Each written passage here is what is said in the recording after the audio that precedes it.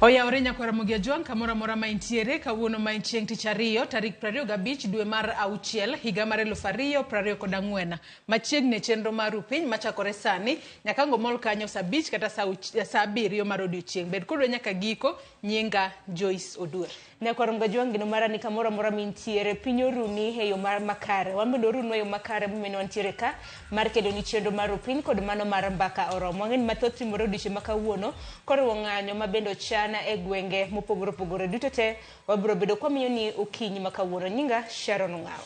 Nyakwa Ramogi Ajwang okinyi makawuono ka oganda duto oyao wang' jowi magi bende yao mari neno wa ija hawi ni mar ji mathoth ne rita nya mondo dichiegno chopi nok gichopo ija hawi chopo odiochieng' makawuono kendo wago ne Nyasaye erokamano kuom ng'wono mare momiyo chopo odiochieng' makawuono. Kata kamano wariwre gi jogo duto mapod nitiere dala wacho ni madonjo tije mopogore opogore ka odiochieng' makawuono after mbele ochako e sikunde moko nochako nyoro moko bende pod nitiere sikul ka oneno kanyo bed mana kod kwe kindegi ma bende untiere e yweyo maru ka dok ni machiegni chenro mar upiny kod mbaka oromo kawuono. Nyinga Cleophas Oluoch jakisomo kanya kwar mukio nyaka chisango yawre upino machiegni.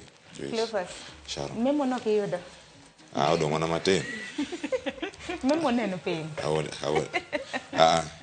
bende ayudo memo mar jok manowach ni wadhi go e ndara ka kar ndara wach ni kerwa ko black gi nyafuonyi mayot kod aneno kara mna ka Joyce Bolo ko golo man mentira go nade achieng' maber mana in ambachiyo makare Joyce ambachiyo makare wago ni Nyasaye erokamano waromo kae kendo mar mondo mi watanya kwa Ramogi Ajwang e chenro mar upiny kod mbaka oromo ng'eni mathoth timore odiochieng' makawuono to maduong' mogik en mano ng'anyo biro bed kibago kod rowere midendo ni Gen Z to gin Gen Z kende jo Kenya mopogore opogore sebedo ka wuok oko ka giriwore ng'anyo mano mar kwedo paro mar chik mar omenda odiochieng' makawuono kata odiochieng' manyoro ne wawinjo ka jatend migawo mochung' ne wechego mag arita Kithure Kindiki noseyie ni ji owuoga oko ng'anyi kaluwore kod pen chike kare 37 moyiene jo Kenya ng'anyo mak mana ni ji ong'anye e yo mamuol kuonde ma seche moko arita jabede malo kata kuonde moko yiene jopiny dhiye jopiny kik dhi mano moriwo kar jot ma jatend piny Kenya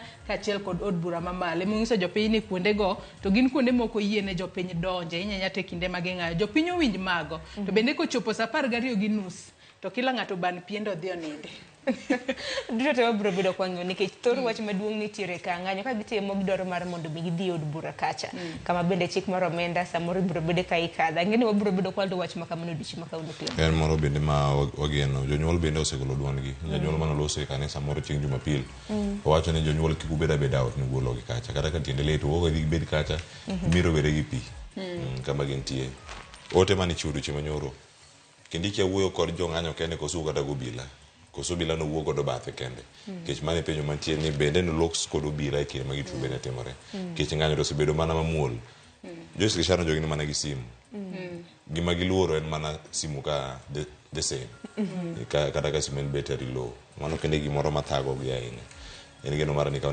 idhi migi thuolo gitimo tembe ma gidwa timo kuonde moko ne gichope kato koro ka gidhi luwo chik mano kar jot ma jatend piny Kenya kod od bura kanyo ma obila nyalo bedo ka nitiere kod to Maga Access Road wang'e kana Lotunga mantiere mbele ofisa Sakaja kod mamoko bende manyalo chopo kache od bura ma uduto dhi bedo kacha saka iloro to warito winjo kanyo ni odhi chalo nade to mano bende otenore kod twak ma bende dhi bedo godo kawuono e chenro mar rupiny ang'eni ka wani chako okinyi makawuono ka Sharon miyo weche manyien gazet wadhi rango weche momipek ma bende thor wach kae gin weche gi mag osuru kar odiochieng' makawuono gidhi chalo yo machal nade iwacho ni nitie gik moko mosebedo ka dok mana piny gazet mar The Standard omiye pek wacho ni cargo mayudore kata Naivasha e dry port bende odok piny gi nus marang' manya bedo ka timore kar ka gi weche mamoko mantiere ka obila mosebedo ka lal kod oganda jo Kenya nitie achiel Shadrack mosebedo achiel kuom jong'anyo ka kwedo paro mar chik mar omenda nyaka kawuono pok oyude mano lal nokawe jok mane omanore malich ahinya mawacho ni gino obila chieng' Jumapil nyaka sani pok ong'e kama nitie nyoro odhiambo kar saa 9 bende nitie rawera moro manomaki e gwenge ma Kawa West tiende nang'o meko ma mako moko to were moko bende yudo bang'e moko bende otere ka obila mondo dhi wach ni kuda mago to makoru sani kik ubu kawo odiero tieno kata kumoro ma wakia kwa kia kamutero. To bende wang'eni nitiere rowere moko mosebedo ka chich ni nitiere jogo mamanyo gimoko kuomgi osedhi pondo ka giluora ni seche moko komage inyanya te giko dira mokalo ne giluor ni komak gi chieng' tich abich to kinyal wuok kacha nyaka chieng' wuok tich ne gipondo kata kamano okia ka odiochieng' ma kawuono gibo bedo ka giwuok oko mar mondo mi ging'anyi kata gin bende giterre ka DCI mar mondo mi gipenj ni udwa mako wanang'o to ero wasebiro kae koro wan gi kes mane mar mondo mi obilo wachane ka gintere kod kes kata oyang'eni mago duto abo bedo ka lidhe nonro mar gazeta. Aneno ka Daily Nation bende otemo keto options ma jatend piny Kenya nitiere godo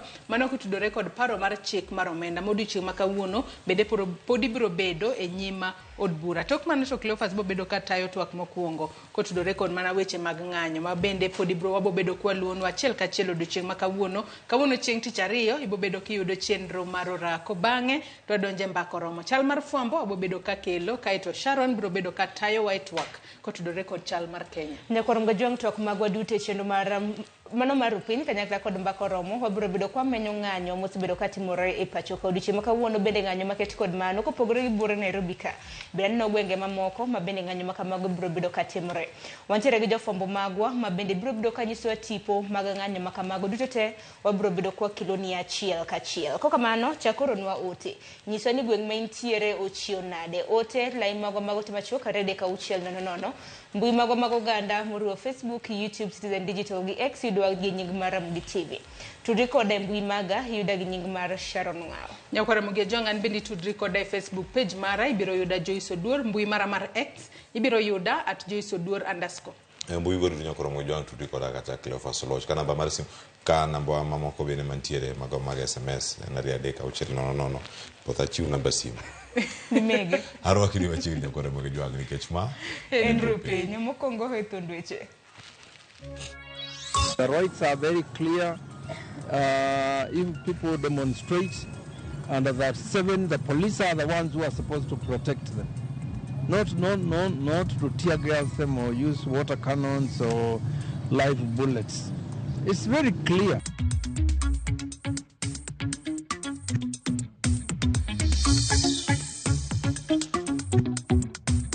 Religious leaders in Kenya stand in solidarity with the citizens voicing rejection for the Financial Bill 2024.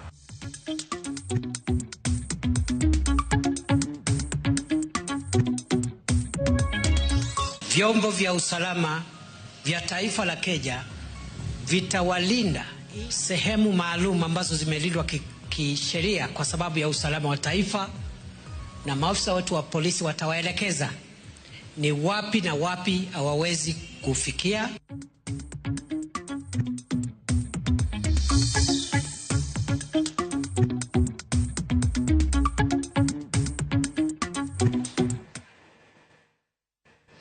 Nyakwara Mgajwang' kamora mintiere dakika inaboro tok sa 10 mar okinyi machiegni weche manyien okinyi makawuono nyinga Sharon Ng'ao.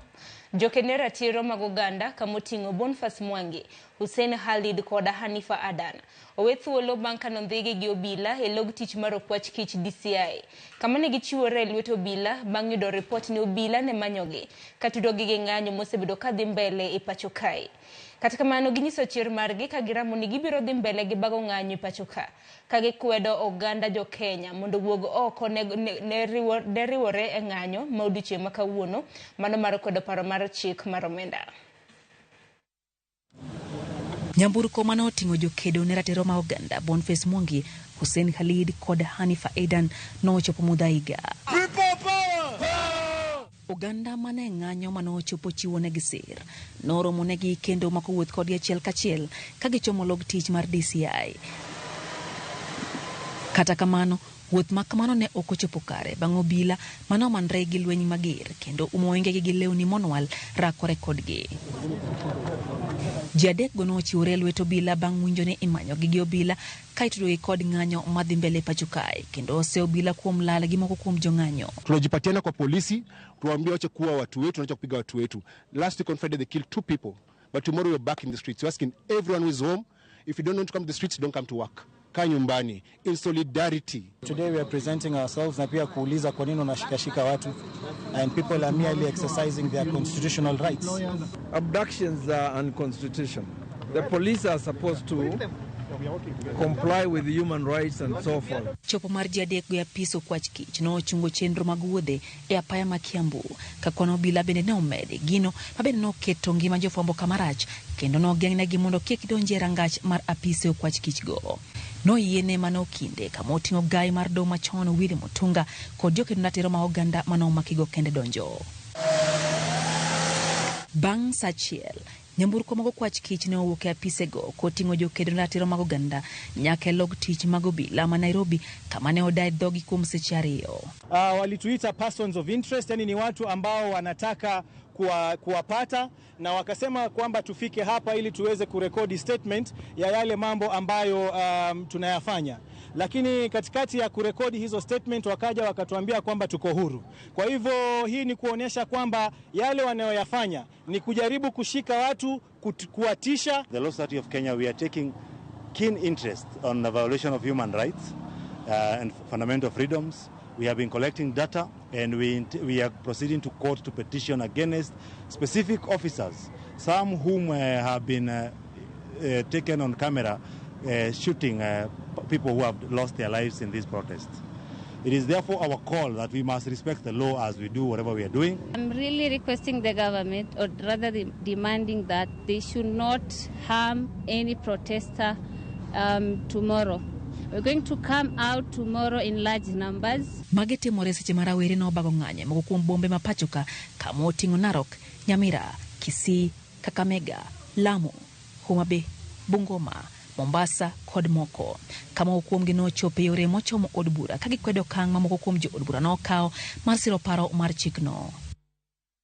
Nyakwar Mgajong report makamano nochiwno kanyo kod jafwambo marwa Lydia Okeyo. Dwaro kod duol podi medo gol mondo we thuolo Shadrack Kiprono manondhe otieno mana piny rugodo odiochieng' manyoro e kar dak ma South B. Shadrack en achiel kuom jogo mosebedo ka ng'anyo ka gidhiero piny owacho mondo wit oko paro mar chik mar omenda. Nyaka sani onge ler mayango kama Shadrack nitie. Ochieng' Emmanuel gi mathoth. Tipo mag wang' dede CCTV mantiere oko mar magawa more kar dak ma South C nyiso kaka jal makene ratiro mag oganda Shadrack Kiprono mong'ere kaka Shad ne ondhi otieno ma piny orugo kawuono kendo soe nyamburko mano wuok ng'wech kendo lal miru. Moko kuom jogo magin joneno ne oyango nyamburko ni kendo keto picha ne mbui. Shadrack en achiel kuom jogo mosebedo ka ng'anyo e pachoka ka gikwedo paro mar chik mar omenda mar higa ma 2024. Thuolo machuok bang' ne ndhiye wachne ne okere mbui ka oganda dwaro mondo mi owe thuolo. Wach mar ndhiyo mako kendo geng'o ne kweth madonjore ng'anyo osenyuolo luoro e kind rowere mathoth ma bende dwaro mondo mi piny owacho owit oko paro mar chik mar omenda. Odiochieng' manyoro Laktar Austin Omondi mong'ere kaka Japrado ne omaki ka otel ne chenro mar golo gi chiwo remo. Omondi kod jowetene mamoko ne oduogo we thuolo. Chieng' ngeso jal machielo mong'ere kaka Billy Simani mong'ere gi nying mar Crazy Nairobian bende ne ondhi kendo geng'ne odiochieng' duto bang'e to ne owe thuolo kaluwore kod okang' mar rowere ne okawo mar goyo koko ka achiel kod riwruok mar okil. I want to confirm that we have been able to rescue Billy. He is safe and sound. And I hope you can confirm that this is the Billy. I know we got a notification earlier, and so as LSK we had thought that Billy had been freed.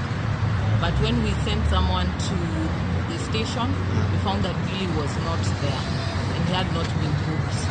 And so the moment we got a tip-off, we ran immediately to try and find Billy. So Billy, I'm safe. Thanks to everyone. Thanks to LSK for coming in to the rescue. I'm fine, guys. Thank God. Kaluwore kod ma, ugai mar doho manosidhe rutaya Willy Mutunga odiochieng' ma kawuono osingo wuotho kamoro achiel kod rowere go nyaka apisi mar okwach kich mar dwaro ng'eyo mathoth kama Shadi nitie kendo kwedo okang' mar meko magi. Nyakwar Mgajong kotenre gi weche motenre kod ng'anyo en ni jatend migawo mano mar arita Kithure Kindiki wacho ni kata bedo ni chik mar piny Kenya oyie kod timo ng'anyo, piny owacho ok bi yie mondo ratich ng'ata okethi. Koloso gi jofwambo, Kindiki ne osiemo joma geno dhi ng'anyo odiochieng' ma kawuono e bombe mopogore opogore ni obila ok bi buono kodgi kaponi gikalo kiewo e sama gintiere ng'anyo makamano. Jatend migawono bende ne osiemo jong'anyo ni kik gitem donjo e apise mago mag piny owacho mano morit kod chik kaka od bura. We must not interfere with road, rail, sea or air transport. In the past, we have seen grave breaches to peace. We have seen people pretending to be protesters, damaging road infrastructure and other amenities built by the taxes and the sweat of the people of Kenya. I dare you to try that. Your right and my right end at the point where the right of the next person starts. Vyombo vya usalama vya taifa la Kenya vitawalinda sehemu maalum ambazo zimelindwa kisheria kwa sababu ya usalama wa taifa, na maafisa wetu wa polisi watawaelekeza ni wapi na wapi hawawezi kufikia, lakini lazima wakome hiyo shughuli ifikapo saa 12:30 jioni ama jua linapotua. Kopogore gi mano bende tenda Azimio la Umoja oseo jatend migawo mar arita Kithure Kindiki kuom golo chike magikoni thiro ratiro mar jo Kenya e golo pachgi e wi weche makelo pek e pacho ka. Azimio lero ni gisiro ng'anyo mar rowere mong'ere kaka Gen Z kendo ni chike ma Kindiki ogolo gin mana mag buogo jo Kenya madwaro ratichgi. Gisiemo obila mondo kik tem buogo kata roko joma ng'anyo ka gisingo mano mar menyo obila e kinde ng'anyo kendo ni obila mabiro ketho chik biro ting'o msalape en owuon. Tend Azimio bende dok ne jod bura mage mokoni ok gidhi twak e wi lokruoge mowinjore tim ne paro mar chikno ka gikoni paro mar chik owinjore owit oko kaka en no.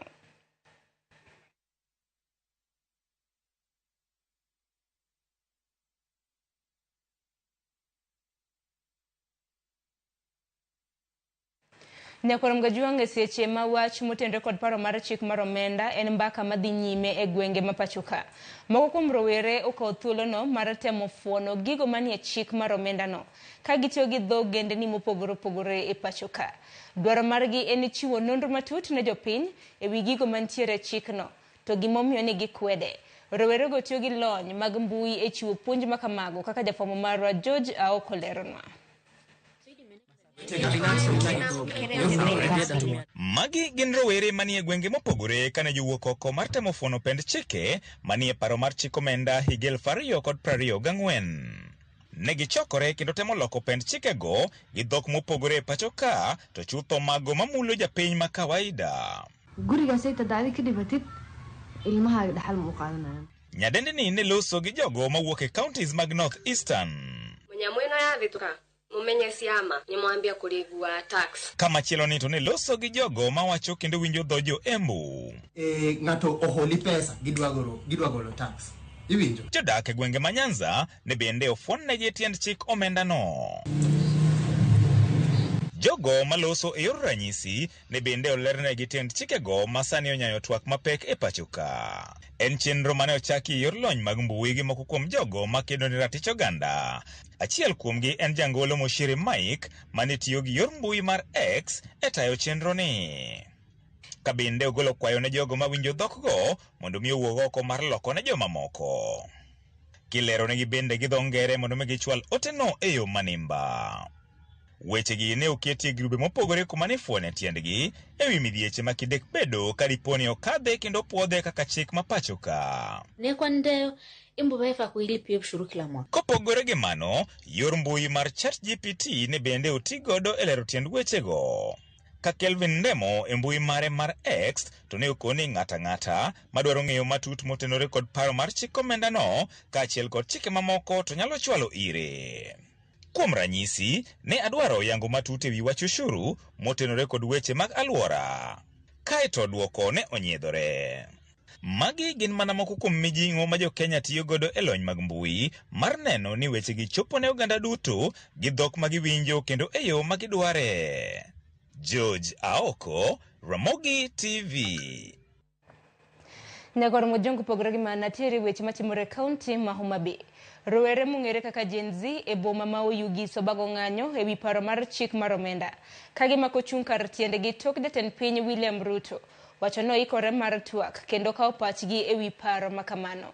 Giwacho jatend piny William Ruto ok en jadier kendo gisingo mar dhi nyime kendo riwore gi jowetegi e counties mamoko. Ka ging'anyo ka dwachgi maduong' en ni paro mar chik mar higani okiroko. Matimore e kinde ma jood bura pod dhi nyime gi twak kendo chiwo pachgi e wi moko kuom lokruoge ma gidwaro mar mondo mi oket e wi paro mar chik mar omenda ma higani.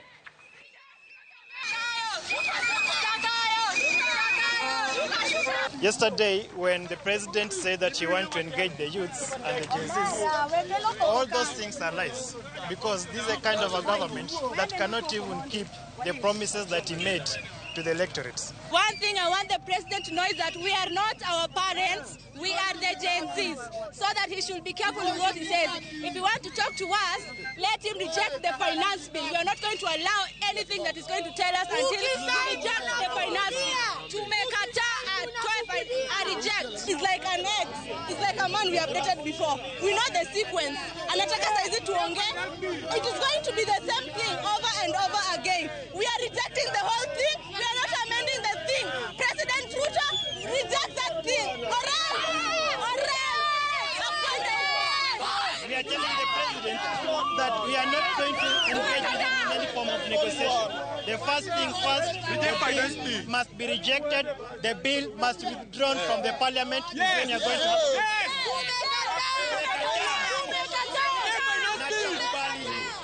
Nekorongojiwa moko kuom josiasa kotenegi jatend duond bura mar Movement for Democracy and Growth David Ochieng. Ojiwo jatend piny William Ruto mondo winj ywak jopiny kod ote magichiwo e wi paro mar chik mar omenda ma higane. Koloso e kinde ndiko jokanyo mag duond burano e kaunti ma Vihiga. David owacho ni medo usuru mamoko biro rocho chumi ma pachoka kendo kwedo twak mar pogo mwandu Kenya kotenre kod kwan oganda. Okwayo oganda jo Kenya mondo yier jotelo maonge mibadhi kata kweda mago mag dhoudi mar ni mago gin moko kuom gigo moserocho chenro mag piny owacho moloyo to mago mag dongruok. Nilikana rais kuhusu finance bill ya mwaka jana, and he convinced me that as a president, if we allow him to have his housing levy, if we allowed him to have the social insurance health system, if we allowed him to have NSF going up, he's going to build this country, reduce our debt. Na mwaka jana mimi nilipiga ndio. Mwaka huu sikutegemea kwamba tena tutapeleka ushuru juu. Mwaka huu nilikuwa nategemea kwamba tutapata wananchi nafuu. Tuambie kwamba mwaka huu hakuna finance bill, tunafanya mambo inaitwa consolidating our economic policy. Lakini nilikuwa ni kama sikuwa nafikiria vizuri. Nikaangalia ile finance bill ile imeletwa mwaka huu. Mimi nikasema kwamba ndio rais rafiki yangu. Rais ni mtu mheshimu sana, lakini mwaka huu nimesema kwamba Wakenya wapewe nafuu. Kwa sababu mimi nasema kwamba wiki jana nilipiga no, wiki pia nitapiga no. Kwa sababu gani? Kwa sababu kwamba tungependa wananchi wasikizwe. Nyakoromgo riwruok mar kanise NCCK onyiso chung' margi e wi paro mar chik mar omenda ma higani. Gidola chiel gikwedo paro mar chikno. Ka gilero ni ok mana rowere kende ema kwedo parono to kata mana kwan atamalo 80 mag jokristo. Bende ok mor kod paro mar chik mar omenda. Magi ywak ni dhi medo osuru e pachoka. Kanise bende oseobila kuom tiyo gi teko mathoth e keyo jong'anyo ka gidwa ni telo mochung' ne ng'iyo obila kako obila tiyo mano IPOA mondo otim nonro e gima ne okelo tho mano mar jong'anyo 2 mano tho ma bende tho margi nyaka sani Nyakoromgo Juang isegodo obila. Religious leaders in Kenya stand in solidarity with the citizens voicing rejection for the Financial Bill 2024. The Finance Bill 2024 has galvanized palpable citizens' political movement across the country, fronted by the youth, vehemently resisting the assertive push by the government to pass the infamous bill, which is set to introduce punitive taxes. This is not a push by the youth alone. Over 85% of Kenyans stand in solidarity with the youth, and we firmly call for the withdrawal of the Finance Bill 2024. Police officers are using excessive force, which has sadly led to the death of 2 young Kenyans, and ask Independent Police Oversight Authority to conduct speedy investigation to give the families closure. Kanisa mar Lejo Maria Diocese ma Mombasa kwayo piny owacho mondo chik ite ne dwach jopiny. Kotendre kod ywak ewi wach magiwacho ewi paro mar chik mano mar omenda ma higani. Gikoni piny owacho ni kod ratiro mar choko osuru kuom jopiny, to kata kamano onego choke e rang'iny moko dhi medo kelo dhier ne jopiny. Joja oko gi ler mathoth kowuok Mombasa. Kanisa mar Lejo Maria Badeba Mombasa ne obago nyasi mar rwako Bishop Francis Oyo masani biro telo ne Diocese ma Mombasa.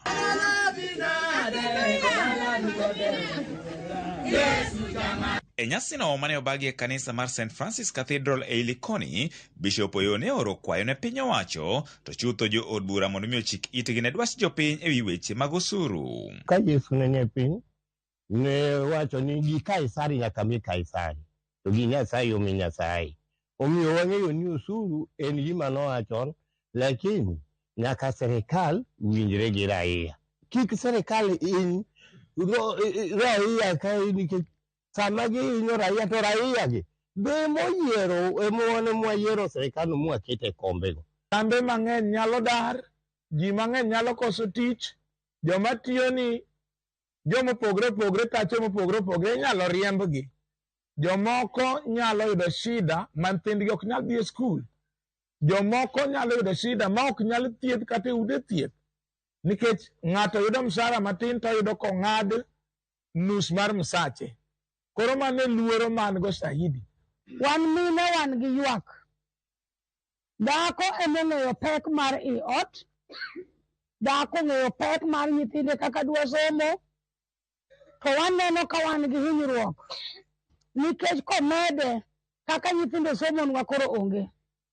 Dhako kokotedi od ni nyithinde onge gimoro. Gikoni ok gimor gi okang' manyocha piny owacho okawo mar muko moko kuom kanisni mekgi kaachiel kod ute jopiny e boma ma Nairobi mikoni ne ogere kuonde ma ok owinjore kendo nyayo weche mag pi oula. Muk mancho muk godo kanisni ok onyalo wacho ni mane solution manyalo geng'o koth. Nyasaye en ng'ama go chong piny tilamo. Igni go duto tedonge koth ne chwe kata kanisni go noko muki. To samo bio muke wan mana gi lemo mitimo sama iguro kanisni go kata sama ichako kanisni go.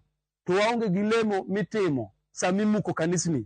Omiyo kaka ncho muk kanisni go mano pod nyalo wang'o Nyasaye matek kabisa. Jodolo go ne komachielo jiwo jodolo wetegi e pacho ka mangima mondo mi ogar jo siasa e wach timo siasa mekgi e ute magalam. Luoro margi en ni siasa ma kamagi kinde kelo pogruok kendo nyayo sigwe kind jogo mayuoro e ute magalam. Jo siasa magoyo siasa kata e kanisa. Kanisa en kar lamo Nyasaye, ok en kar goyo siasa. Maka nyalo keto kanisa nie migoye siasa, mano kata Nyasaye ok nyalo neno kod korwa maber kaka wan jodolo. Mar Nyasaye en kama iwacho weche matakatifu. To wach siasa, ng'ama dwaro siasa odhi e street kata odhi e parliament. Agoyo ni edukwota mar Legion Maria God Calvary. Erokamano kuom jadolo maduong' ukelonwa kendo uyieronwa japuonj maber.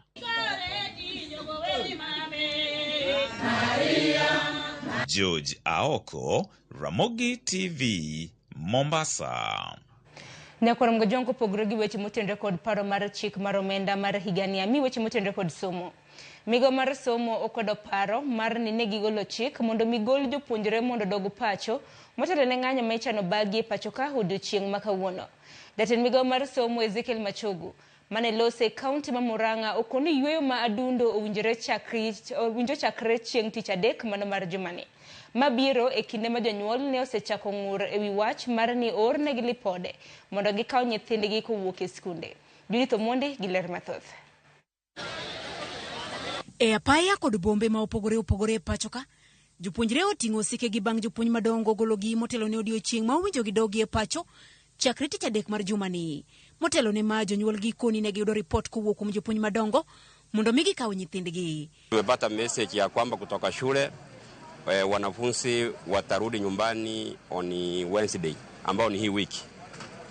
Tena kufika chioni tunaambiwa maandamano iko on Tuesday.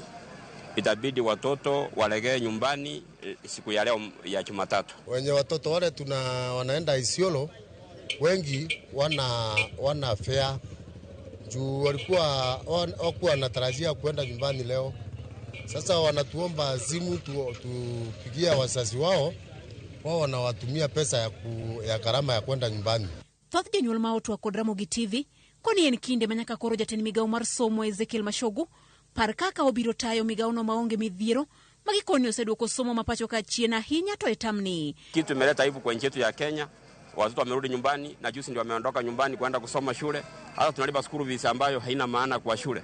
Wewe Mashogu unapea watoto likizo ovyo, hata watoto hawana gharama, wengine wanapotelea kwa barabara, wengine tunasikia sijui wamelala kwa wanaume. Sasa unatusaidia ama unatumaliza? Kama ajipangi sisi tutampanga, na tunaomba Rais Ruto alete waziri mwingine yule ataweza kuendelesha elimu yetu.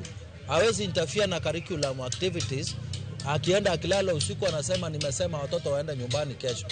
Jatend migao mar somo Ezekiel Mashogu kata kamano okwedo golo chik mondo mi jopuonjre go gol motelo ne ng'anyo ka okoni yweyo madundo ne owinjo chakre tich adek mar jumani. Ieleweke ya kwamba the normal term date for half term is Wednesday the 26th. Ndio inaanza si leo si kesho. Kutoka hapo mtarudi siku ya Jumatatu. Korka kore jakom mar riwruok mar jopuonj madongo Mwangi Kuria okoni paro no eber kendo konyo jopuonjre maka moro ne nyalo hinyore kinde ng'anyo go. Whenever there are demonstrations, I think the government is usually very cautious, and even the schools we are also very cautious because we don't like our students injured. We not like to lose even one. Ikinde ma jopuonjre gi dhi yweyo madundo, jakom mar riwruogni koni gisebedo kod ting' mapek e tayo somo e skunde nikech nok mar omenda ma ichwalo kowuok e migao mar somo. If there is one major issue that is going to be handled in this conference is the funding of schools, because there is a crisis in the funding of schools.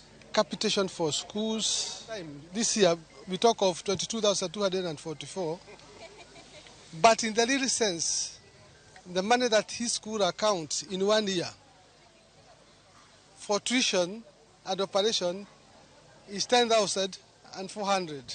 Migao mar somo icha osingo chwalo atamalo 30 mar omenda mar tamni ne skunde kapok dwe ni orumo. Judith Omondi, Ramogi TV. Nyakoro mgajwangi ripoti mar Judith Omondi kotendre kod weche mag somo bende makelo e giko mar weche manyien okinyi makawuono dakika 31 tok saa 12 mar okinyi. Parni chenro makamagi nyalo luwo kanyak achiel kachiel mag mbui magwa nyakoro mgajwangi sani kapo kaka yo matin bende ntiere ka gi Joyce Oduor ma bende osekre yo makoni kod kocha mano mar kelo ni nondro mano mar gazet. Joyce biro bedo kanyisi ni gazet okinyi makawuono wachango thor weche momipek. Joyce Oduor. Yawacho kanyo makare ahinya Sharon. Okinyi makawuono antiere kae kod gazet mano ma Daily Nation kachiel kod The Standard. Weche mag gazet ni omiyo pek okinyi makawuono tudore mana kod weche mag paro mar cheka mar omenda manyaka sani koro podi nitiere nyim od bura. Jod bura odiochieng' makawuono bende biro bedo katwaka ewi paro mar cheka mar omenda. Daily Nation oketo kae options mage kata gino kenge mage ma jatend piny Kenya nyalo kawo mar mondo mi ochop kare dwaro mar budget mar trilion 3.9 mano som kod jatend migao mar omenda. The Standard bende neno komenyo mana weche makamago. To nonro mar gazet okinyi makawuono antiere kae kod Cleophas Oluoch. Ene mobo bedo kwalidho ne nyakwara Mugajwang gigo mantiere gazet okinyi makawuono. Cleophas.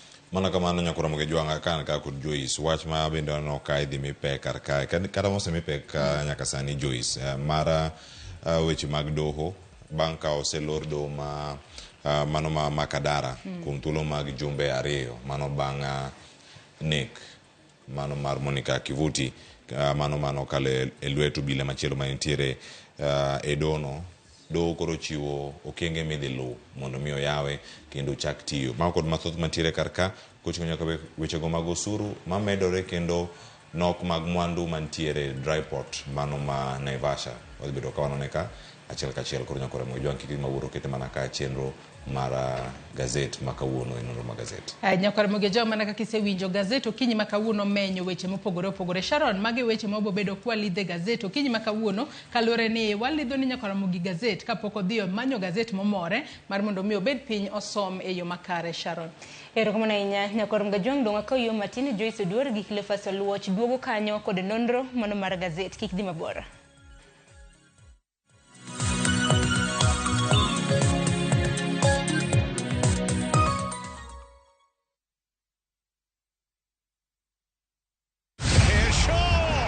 Miaka minne ya kujiandaa, miaka minne ya kujua ni nani mbabe wa kandanda bara Europa.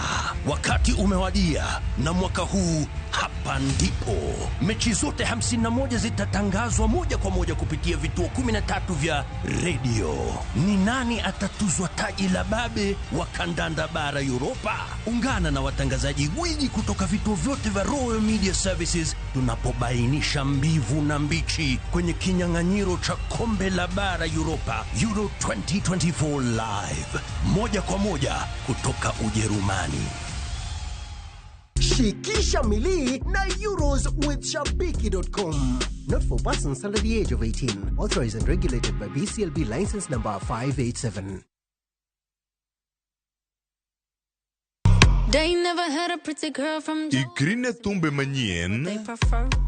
Jo thumbe muero manigi talanta. Winj thumbe gi timakri gi herano mar thum. Pado manyien e kama kinde mabiro mar thum chakore.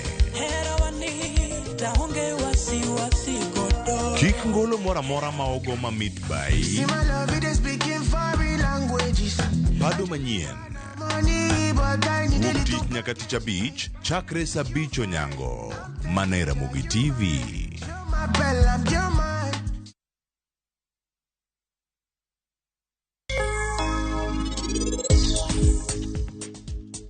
Baba unotema mateka hinya.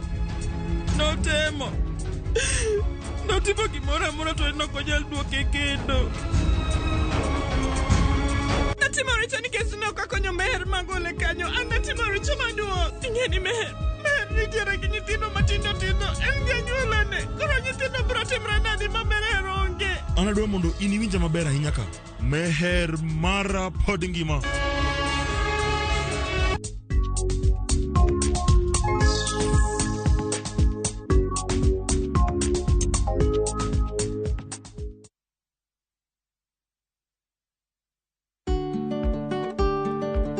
Be ing'eyo ni chenro mar timo chudo kokalo kuom simbe mag ong'we yamo miyo jogo man kod simbe go thuolo mar chulo mwandu mapiyo kendo e saa mowinjore.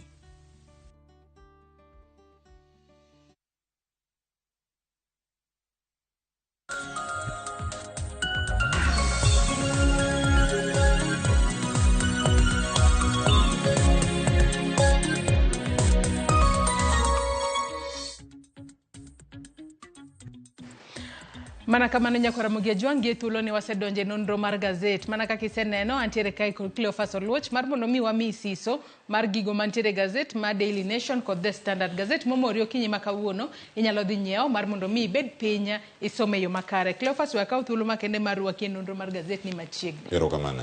Nyakore Mojwang' adwa nwachak kod gazet mar Daily Nation okinyi makawuono kaluwore ni waseng'isi ni gazede ariyo gi weche mag miyo peka otudore kod paro mar chik mar omenda manyaka sani koro pod nitiere nyim od bura kendo jod bura pod imedo twak e wiye kapok koro gikale kata gikwede ayanga. Adwa nwachak kod gazet mar Daily Nation okinyi makawuono Cleophas weche mopogore opogore omi peka e gazet mokwongo mano mar Daily Nation okinyi makawuono nitiere weche motudore kod do kanyo ka ogai mar do Martha Koome nyaka sani koro golo chike manyien mibo bed ka itiyo godo mano motelo ne yawo do Makadara mayande olor kuom thuolo mar jumbe 2 tok tho mano mar Principal Magistrate Monica Kivuti mane waneno koik mano giko odira mokalo. Wach machielo mabende omi pek kae gin kotudore kod Ruto's options.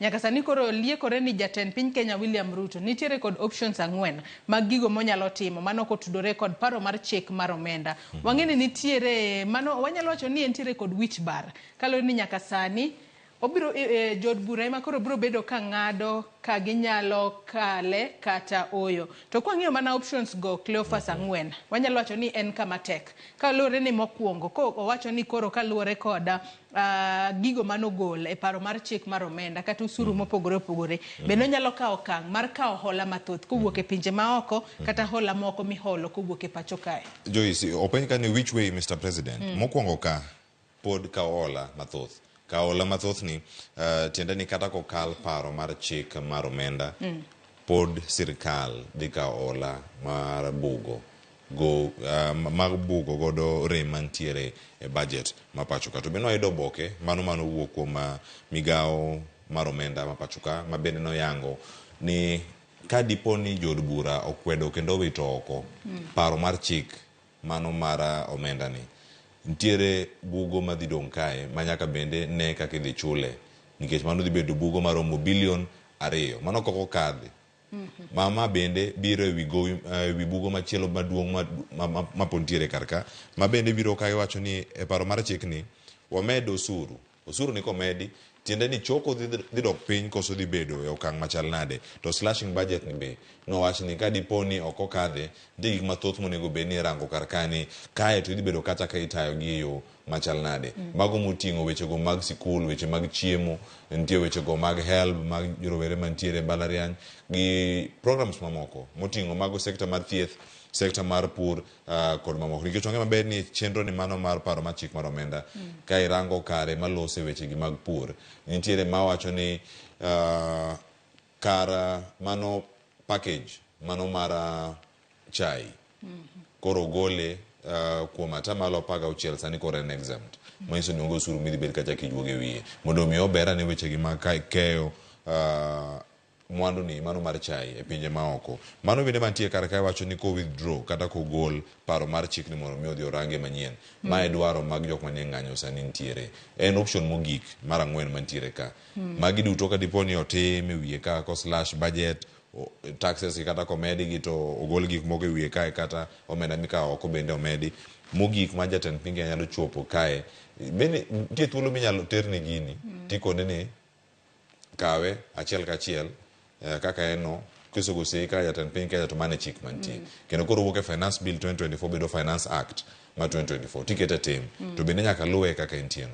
Jatend piny Kenya nigi thuolo mar kono jo Kenya ni oyo ywak wawinjo kendo koro maduoki od bura kendo mondo mi gidhi gitwagi. Mane kama nitie kawacho ni withdrawing bill ni ka Kenya Kwanza nyalo gole mondo mi ochaki manyien. To be en gino minyalo tim makalore ni kori gole oko kata iwinjo duond jopiny nikech ma e gima jopiny dwaro. Jopiny dwaro ni kik loke to owuoyo oko mar mondo mi gidoge drawing board mar mondo mi gilos bill moro machielo manitiere kod riekni miboti godo e chopo kare budget mano ma trilion 3.992 mano soma kod jatend migawo mar omenda pacho ka. Wach makamane maneno ka gazeti mar Daily Nation omenyo matuto odiochieng' makawuono. Adwa ni wachak kod wach mantiere it gazeti mar 4 mano mar gazeti mar Daily Nation. Kwa nyalo mana dhi it gazeti mar 4 mar gazeti mar Daily Nation mar mondo mi wang'i ane ni to nyaka sani ang'o mibo bed kitimo kotudore koda paro mar chik mar omenda. Anno ka it gazeti mar 4 kanyo Cleophas ondika ni Ruto's tough options as he seeks win-win outcome on tax bill. Bende obro chopo kare gino miluongo ni win-win. Seche moko jok piny owinj ber to sirikal bende owinj ber. Kosango ma bro bedo katimore. Kalore ni jok piny to nyaka sani oramo ni wan to koro kinde ka kinde wabo bedo kwa wuok oko ka wabago ng'anyo mar mondo mi sirikal okir oko paro mar chik mar omenda. Kata kamano nyaka sani wang'eni nitiere jod bura kalure kod gino mano timore mano juma mokale kinde mane komiti mar od bura luto mbulu kotudore kod paro mar chik mar omenda. Wanyalo wacho ni jogo mane sire ne thoth moloyo jogo mane kwede. Odiochieng' ma kawuono bende koro wange duto nitiere nyim od bura maneno ni jod bura bro bedo katimo nang'o e kinde ma koro bill ma kama ni bro bed kipedho ne jod bura duto. Cleophas. Nitie ji mathoth mochiwo pachgi kirango ite mar 4 ite mar 5 kanyo kadhi nyime. Nitiere okil Paul Muite ma bende oloso kar kae kod gazeti mar Jo Nation. Owacho ka ni paro mar chikni onego bed ni gole kendo ok onego bed ni loko mana paro no mantiere ka kendo en thuolo machielo moganda jo Kenya onego bed ni neno ni bill ma kamae bedo republished kata indike manyien mondo mi one ni adieri bende pa jopiny osebedo karka seyo maduong' osebedi kibiyo ewi finance bill 2024 ni Joyce en ni ok en paro mano mar oganda kata jotelo ma jo Kenya en gima ochiwnegi mondo gilok paro mantiere e pen chikegi kaluwore kod gino ma IMF dwaro mago jogo mosebedo kamiyo Kenya hola e kinde moko malach ahinya. Mano ok gima Senior Counsel Paul Mwite ne olose, mano kowacho ni nitiere public objection maduong' ahinya madhi nyime kata ka wadhi bedo kae ka warange. Machielo nitiere mae mara Mutula Kilonzo Jr. Mutula Kilonzo Jr. osebedo kacha ka loso bende wiye. To en gima wacho maduong' kawacho ni ok ane tiende, ok ane ka nitiere option machielo mantiere karka manyalo bedo ni luwo. Kata kamano onego bed ni timo lokruoge e paro mar chiro wacho ni Kenya to ok dhi dar, Kenya dhi bedo mana karka. En kinde mogano onego bed ni obed piny kendo gibi kod paro manyalo konyo oganda kotenore kod loko parogi. Jatend piny Kenya noloso kinde mane odhi go riti ne jo Kenya maromo 400 mano mane wuok kadhi e pinyno mano mar Haiti mano odiochieng' manyoro. Kendo en bende owacho ni ma bende ni gimoro madhi chopo kare, koso en gimoro ma wacho ni wabedi to warito ane kako dhi rumo. Nyaka sani koro kaluwore kod gazeti mar Daily Nation bende koro wang'e ni twak ma kamano ibo bed ka ipedhe nyim od bura. To wang'e ni nitiere jod bura mago maderoma 349 manitiere od bura mamale pacho kae. To mar mondo mi paro ma kamano okali, idwaro mar mondo mi jod bura 233 mar mondo mi ema koro idwaro mar mondo mi seche moko kal paro mar chik ma kamano. Bang' mano tibro bed ka ichwale ne jatend piny Kenya mar mondo mi okete koke kata oyo. Tiwacho kanyo ni jatend piny Kenya nyalo koso mar mondo mi okete nyalo koso keto koke paro matim makamano kendo nyalo koso duoke ne od bura mar mondo mi otemane nono moko kuom fundi monego bedni iloko kanyo. To wach ni mana wach makamayo onego bedni timore ndalo 14 kochakore odiochieng' mane oterne bill makamano. Mabere wacho ni bill makamano ok bi kete kata ka dipo ni okete kogno to mano bro chako chaka tiyo mana chieng' no ma oketne e kogno makamano. Koro gimoro merito ni ka jatend piny Kenya bokawo thuolo mar mondo mi ore to bodhi e yo machal nade. Ma ok en hango mokwongo madhi neno ka ok wach ni odhi bedo kamano ka jatend piny Kenya ok orem keto koke e paro no mar chik oduoke e od bura. Jatend piny machon Uhuru Kenyatta nosetimo gima chalo kamano. Noduoke e od bura mondo mi odhi olose kendo. Ka giseloso ndalo 14 bende ka oserumo oduoke. To iwacho ni ang'o miyo nokwa winyi ng'ur mathoth ahinya kinde mokalo masani ng'ur makame koko winjo kamedo mana jimo dare higa mokalo. Nyalo bedo ni wang'ni ema koro wang' jopiny oyepo kichakore higa mar 2023 ema ne wachako winjo finance bill 2023 higa ni wawinjo finance bill 2024 to kinde ka kinde wang'e ni kosesom budget to wajabedo kod paro mar chik mar omenda. Nyalo bedo ni wang'ni ema wang' jo Kenya oyepo gik moko ok nyal time rumbi ma jo Kenya kia. Kata kamano kapod wantiere weche motudore kod paro mar chik mar omenda kaachiel kod usuru mathoth. Adwano dhi it gazet mar 6 mano mar gazet ni mar Daily Nation. Nyaka sani koro duond buche mag siasa mopogore opogore pacho kosebedo ka wuok oko ka gidwaro mar mondo mi ogol oko kata othul oko moko kuom usuru ma idwa juog jopiny. Wantiere kae kod Political Parties Liaison Committee. Gin bende nyaka sani koro gikwedo e ngala manyime ka giwacho ni nyaka sani koro gikwedo wach mar obila tiyo kod teko mathoth ahinya to kuom jogo mawuok oko ka ging'anyo. Wang'e ni ng'anyo iwacho ni en ratiro mar jo Kenya ma ochiwnegi e katiba ma pacho kae. Mak mana ni kinde ma jopiny kata wanyalo chiwo ranyisi kaka ne waneno ka rowere nowuok oko juma mokalo chieng' tich ariyo kaachiel kod tich ang'wen. Obila ne tiyo kod force kata teko mathoth. Gino manyaka sani koro duond buche mag siasa bende osebedo ka kwedo ka giwacho ni ng'anyo en gino ma nitiere katiba ma pacho ka kendo en gino manyiso demokrasia kendo japiny nitiere kod ratiro mar wuok oko ng'anyo mamuol maonge koko mora mora. Cleophas. Koro moge jwang' mago ka otende kod jogi oganda mopogore opogore hinyo kanyo mano party leader mano mar National Liberation Party mano Augustine Muli mabende loso kanyo kod jofwambo. To Joyce ite ni mara 6 podi wach mantiere karka en mag ng'anyo bende mantiere konde mopogore opogore ogin kata Kenya kende magi timore nyaka e pinje maoko. Bende wanao karka George Wajakoya mane laro kom ten piny Kenya e yiero mokalo ne obago ng'anyo e pinyno mano mar Amerika mano nitiere kacha Dallas Texas mane piny mar Amerika kendo nowacho ni ero fraudsters jo miriambo mathoth ahinya mantiere pacho ka mane telo nego bed ni igologi to mano idhi tim mana gi Gen Zs mantiere pacho kae. Odhi nyime kowacho kar kanyo ni mane thuolo ma oganda nitiere godo. Kata kamano ng'anyo gi obag e piny Amerika nobag gi kuonde mopogore. Nitie mano tim California ino kanyo kamane oganda bende nowuok oko. Mano ka gintiere mbetre mar piny Kenya kama ne gintiere mano bag Washington DC bende nitiere odiochieng' ma kawuono e piny no mano mar Ingereza gibedo ka gibago ng'anyo kochakre sa 6 margi.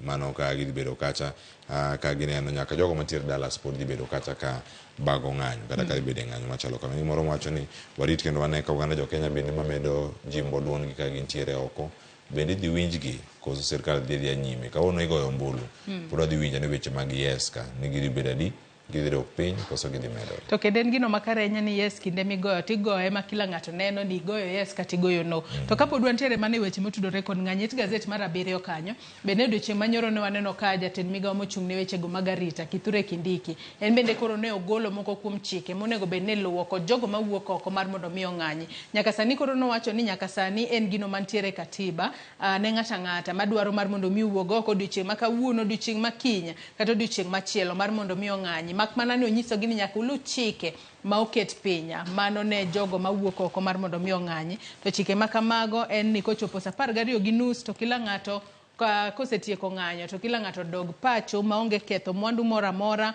onge ketho apeyni kata onge ng'uko chenro mag wuoth, obed wuoth mago mag ndara, obed mago mag pi, obed kata mago mag kor lwasi, onge ng'ata gata monego bed ni ketho mago. Ka bende nyaka sani koro wacho ni kuonde ma ok onego bed ni gidhi od bura kaachiel kod State House jopiny kik chop kuro kaluwore ni gin kuonde ma okete arita mamalo ahinya ma ka japiny odhi ataro mar chike ma kamago ema nyalo bedo ni seche moko bilo negi mar mondo mi giti kod excessive force mosebedo kwaneno. Kata kamano warito mar neno ka gigi biro bedo katimore nikech wang'eyo ni jopiny to osebedo ka wuok oko gimuolo ka ging'anyo. Penjo en ni bende obila gibo bedo ka gichiwo arita kose gibiro bedo ka girakore ne jopiny nyakora kod jopiny. Weche mag ng'anyo nyakora mugia jwang'o mipeke it gazet mar 4 5 6 kaachiel kod 7 mano mar gazet ni ma Daily Nation. Cleophas adwa ni wawe tenge kata waket tenge weche motudore kod ng'anyo. Adwa ni wadhi it gazet mar 10 mano mar gazet ni ma Daily Nation. Ogai mar doho mano Martha Koome ne waneno ka nyaka sani koro osegolo chike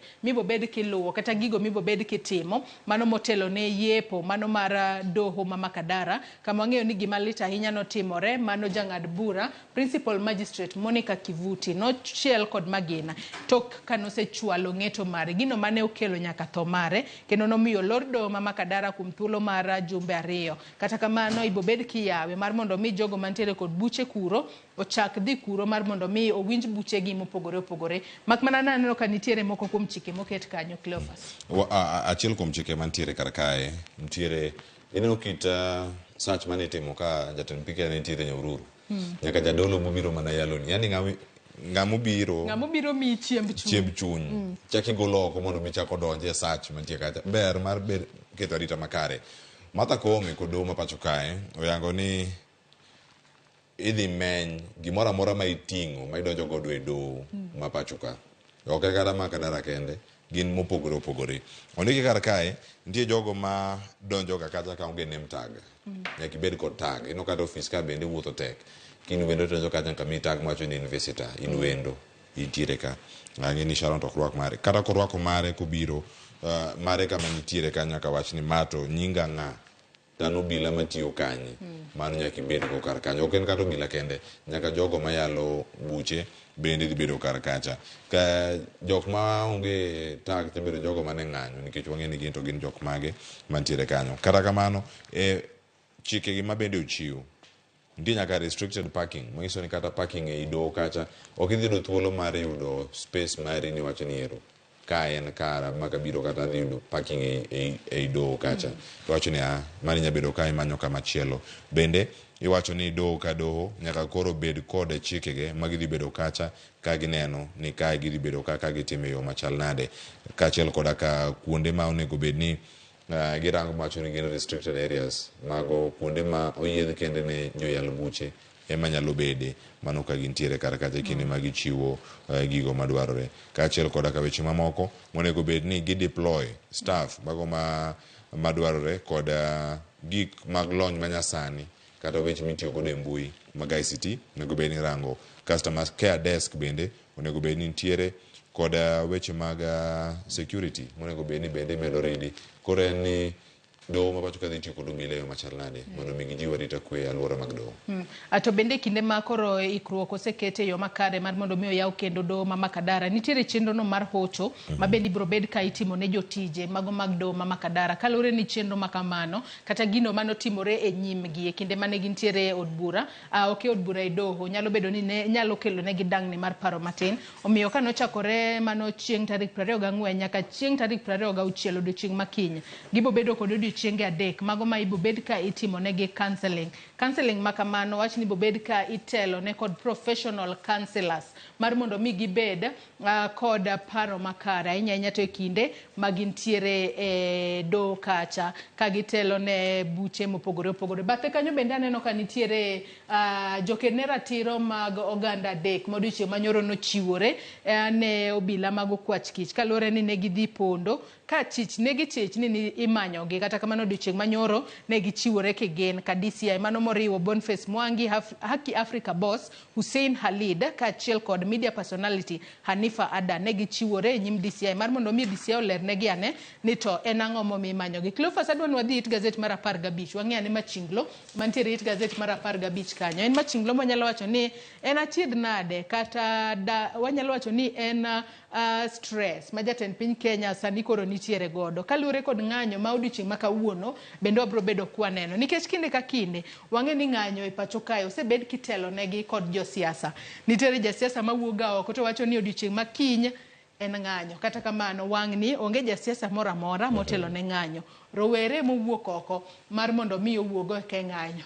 Ineno penjo ma jatend piny Kenya kata katun mantiere kanyo nyalo pongo gi wiwa ni en ng'a penjo mopenjore kanyo Cleophas.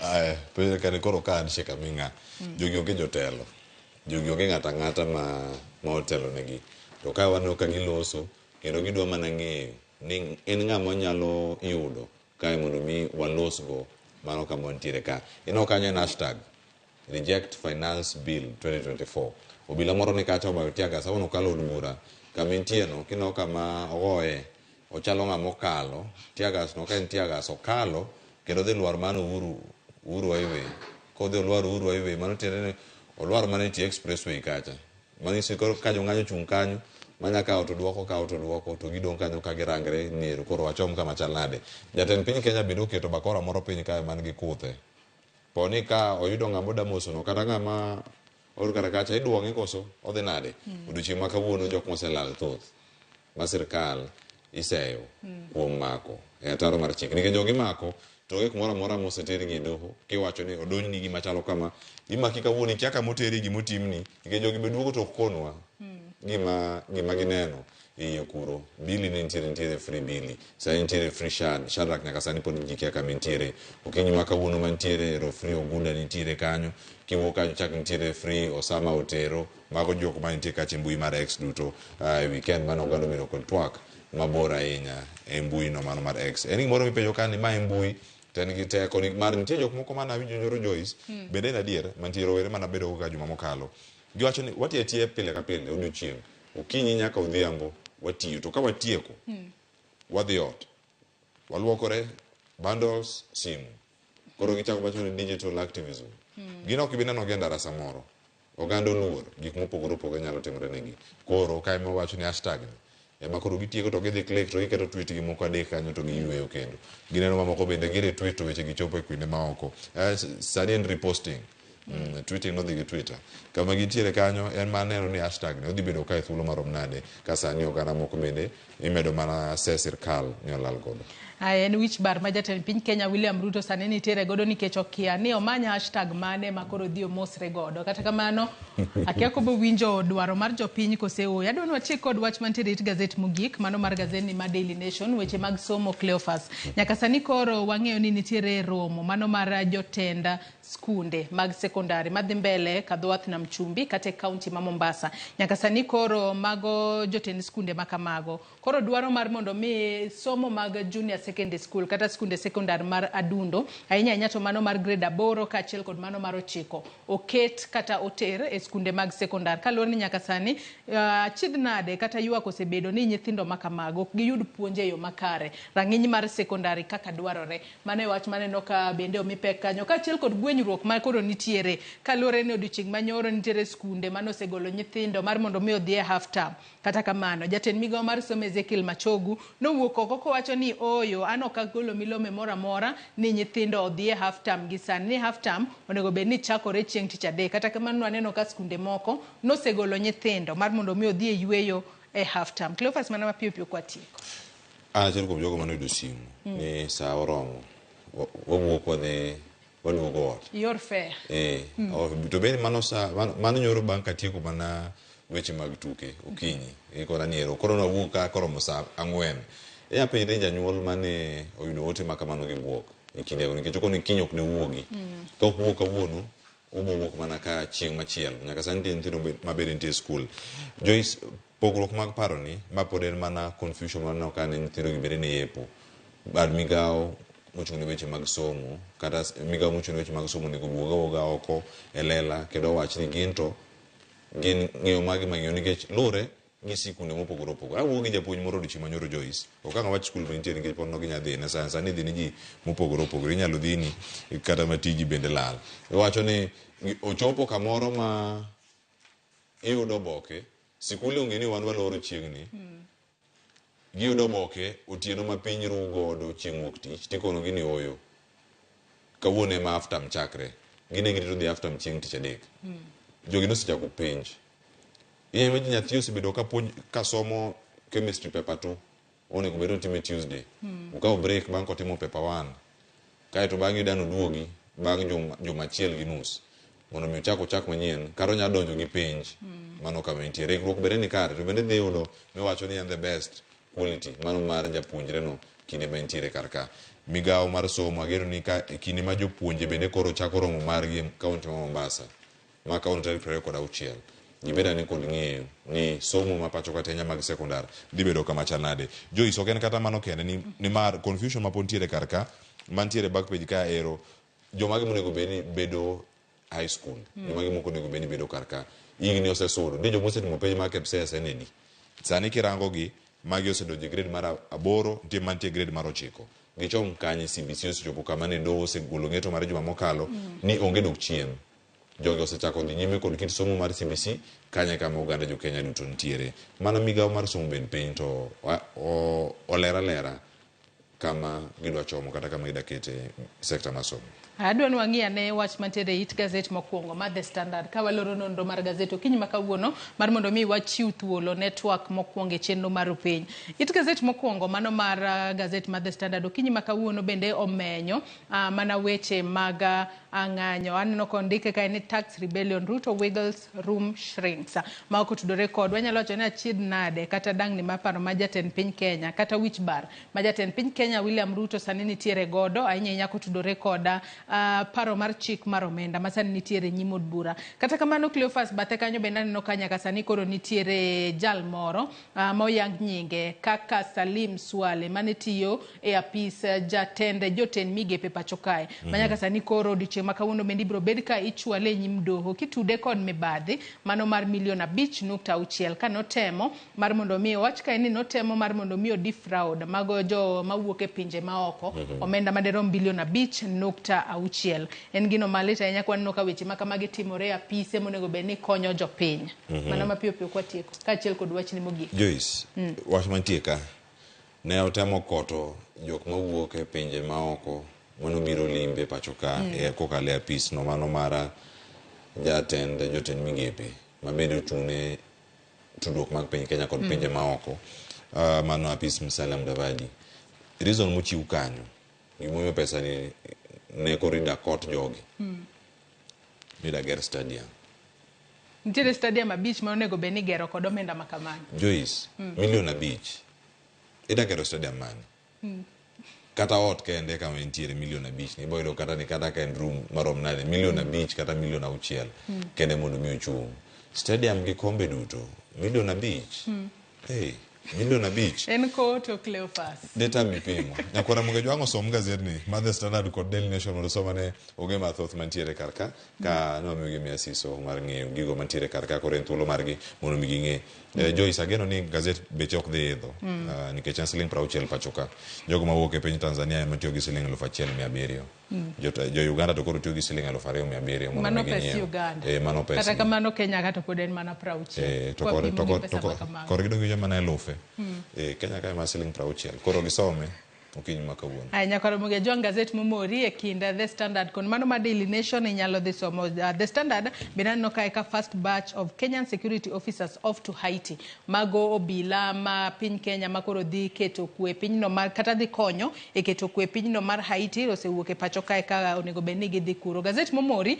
e kind The Standard kod Daily Nation inyalo dhi nyiewo mar mondo mi bed piny isoma e yo makare walidho ni mana matin kata kamano gazet mar Daily Nation binano kod weche kawuono nitiere kod it gazet ma iye mano mar Healthy Nation gindiko kanyo ni mandamano the untold health toll kotudore kod seche moko kaka jogo ma noyudo hinyruok ahinya te kinde mag ng'anyo osebedo ka yudo thieth e yo makare mago duto inyalo somo mar mondo mi ibed kod ng'eyo e wi gigo duto matimore pacho kaka yueyo madundo gi sani bang' yueyo to Cleophas akeni liekne gi matin twak mibiro godo e twak mokwongo e chenro mar piny ka watieko twak mabiro godo nyakoro muge jwang en mag lal mag oganda mane maduong' yoda rango kawuono ng'anyo mag joma kwedo paro mar chik mar omenda kauna ntiere kae kod jalup director mano mawuok Kenya National Human Rights Commission ma pacho kae wabiro kod achiel kachiel kae kachiel kod ka okil kama loka mang konwa jogi mako tok tere doho kotergi e doho gin gi ketho mane otieno ma piny rugo kawuono oganda mathoth bende omonji utegi gi jok maluongore ni obila moko bende make ndara Shadrack no makanyo ka ntiere gi South B mano wintie mana apaya kacha ino ka tipo no angina ngone ka ngochako chenro kata kamano mane twak madhi bedo go kawuono Joyce waranga ne achiel kachiel piny Kenya chomo kama chal nade abductions gi kata lal kod oganda mang'anyo kauno dhi neno ka oganda moko pod lal koso wan gi mbui wantie gi jogo mang'anyo achiel kachiel jok mang'anyo e mbui ka mos bedo ka wuoyo e mbui ema jogi luwo kore ni kinde mar oganda witiyo gi simu to gitiga ngo mantiere karka to duolno mano mar KNHRC gibedo kanyo ka luweyo machal nade mano Kenya National Human Rights Commission gibedo ka giluwo chenro giyo machal nade mago gibedo ka achiel kachiel to kapok ochopni iteri obila kendi mondo ing'e ng'awo makini no bila kusunga mamaki en ng'a ng'ama onego bed ni tagi duto to en ratiro mar ng'a mar mondo mi odhi e ndara kacha kata ong'anye yo moro amora ma entiere godo mane madhi bedo go Joyce mondo mi wabed kod ng'eyo koromo sario odhi bedo kanyo ka watieko nyakora muge jang mana kaka isewinjo mane twak mabiro bang' yueyo mwakaw gi sani omiyo med mana kete e Ramogi TV.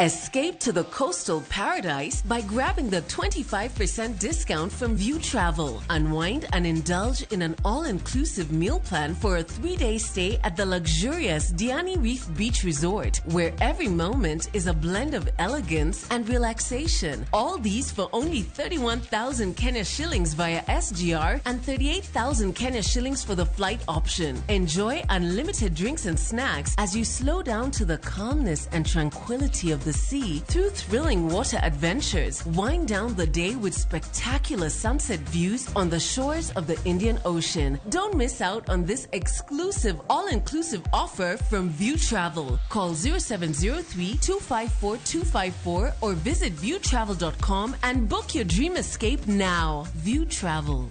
Dream, explore, discover.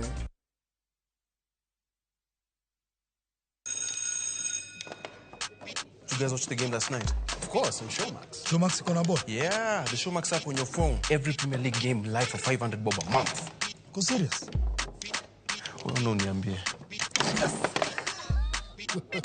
Match highlights, Previews, reviews, Gold Rush, The Righty Show. I love that guy. And don't forget your documentaries. And you can rewind and pause any game live. This is the one game I need us to rewind right now. Let's go. Bro, I think it's Mike's turn. Shika the new Showmax app today and get every Premier League game live on your phone for just 500 shillings a month. Shika Showmax, streaming for Africa. Lego.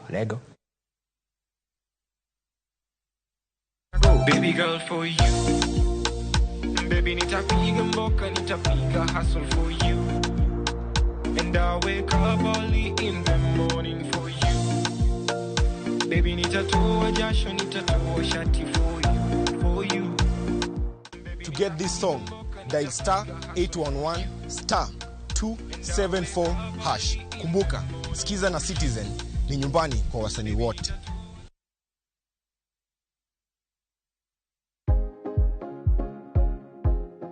Yuo ye wich mang'ich mos ka itang' ni mar ye wich makamago gin mayom yom kendo nyalo chote yo mayot.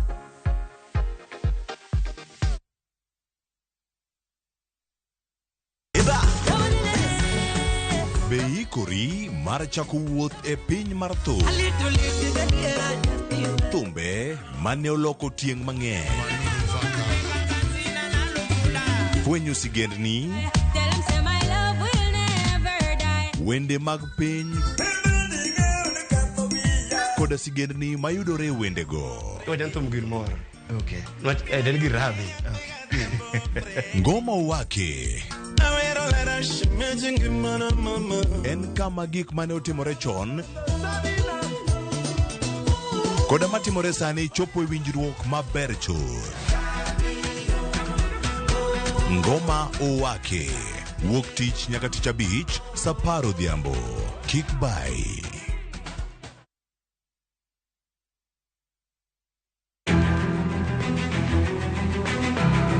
Okinyi kokinyi ka piny oru, oganda wuok oko mar timo ohala.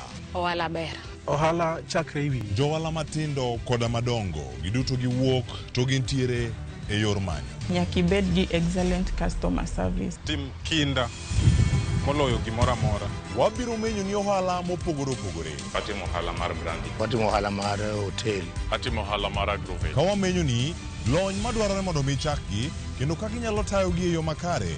Technology ose present very good opportunities. Bende wabiro loso e wi keto mwandu. Ng'ama timo ohala to onge mwandu to mano ng'ama ok jo ohala.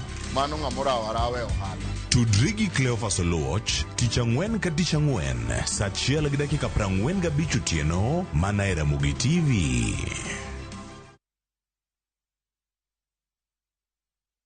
Nyakwa Ramogi ne gin ji ma humbgi ne lach. Kane giloso, oganda ne chiko itgi. Bende kama ne gikalie, weche ne dong' matho. Nuna nigo kot kamoro kachacha nogoyo. Asa madwa wacho to go kot to jibiro tek. Luero sort out dispute. Kata kamano, oganda osepenjo ni gin kanye. To gitimo ang'o? To mosenindo, anyuola gi paro gi nade? E higni mosekalo ne gin jok ma idewo to kata mana sigandgi bende ne wuoro. Gisani awuok oko mar manyogi kata mana anyuola margi mondo wami mathoth kama gintiere to kod gino ma gitimo. Riuri kod Walter Nyambaga ka okelo ni chenro mar gin kanye. Tich ang'wen saa 3 otieno. Kik bai.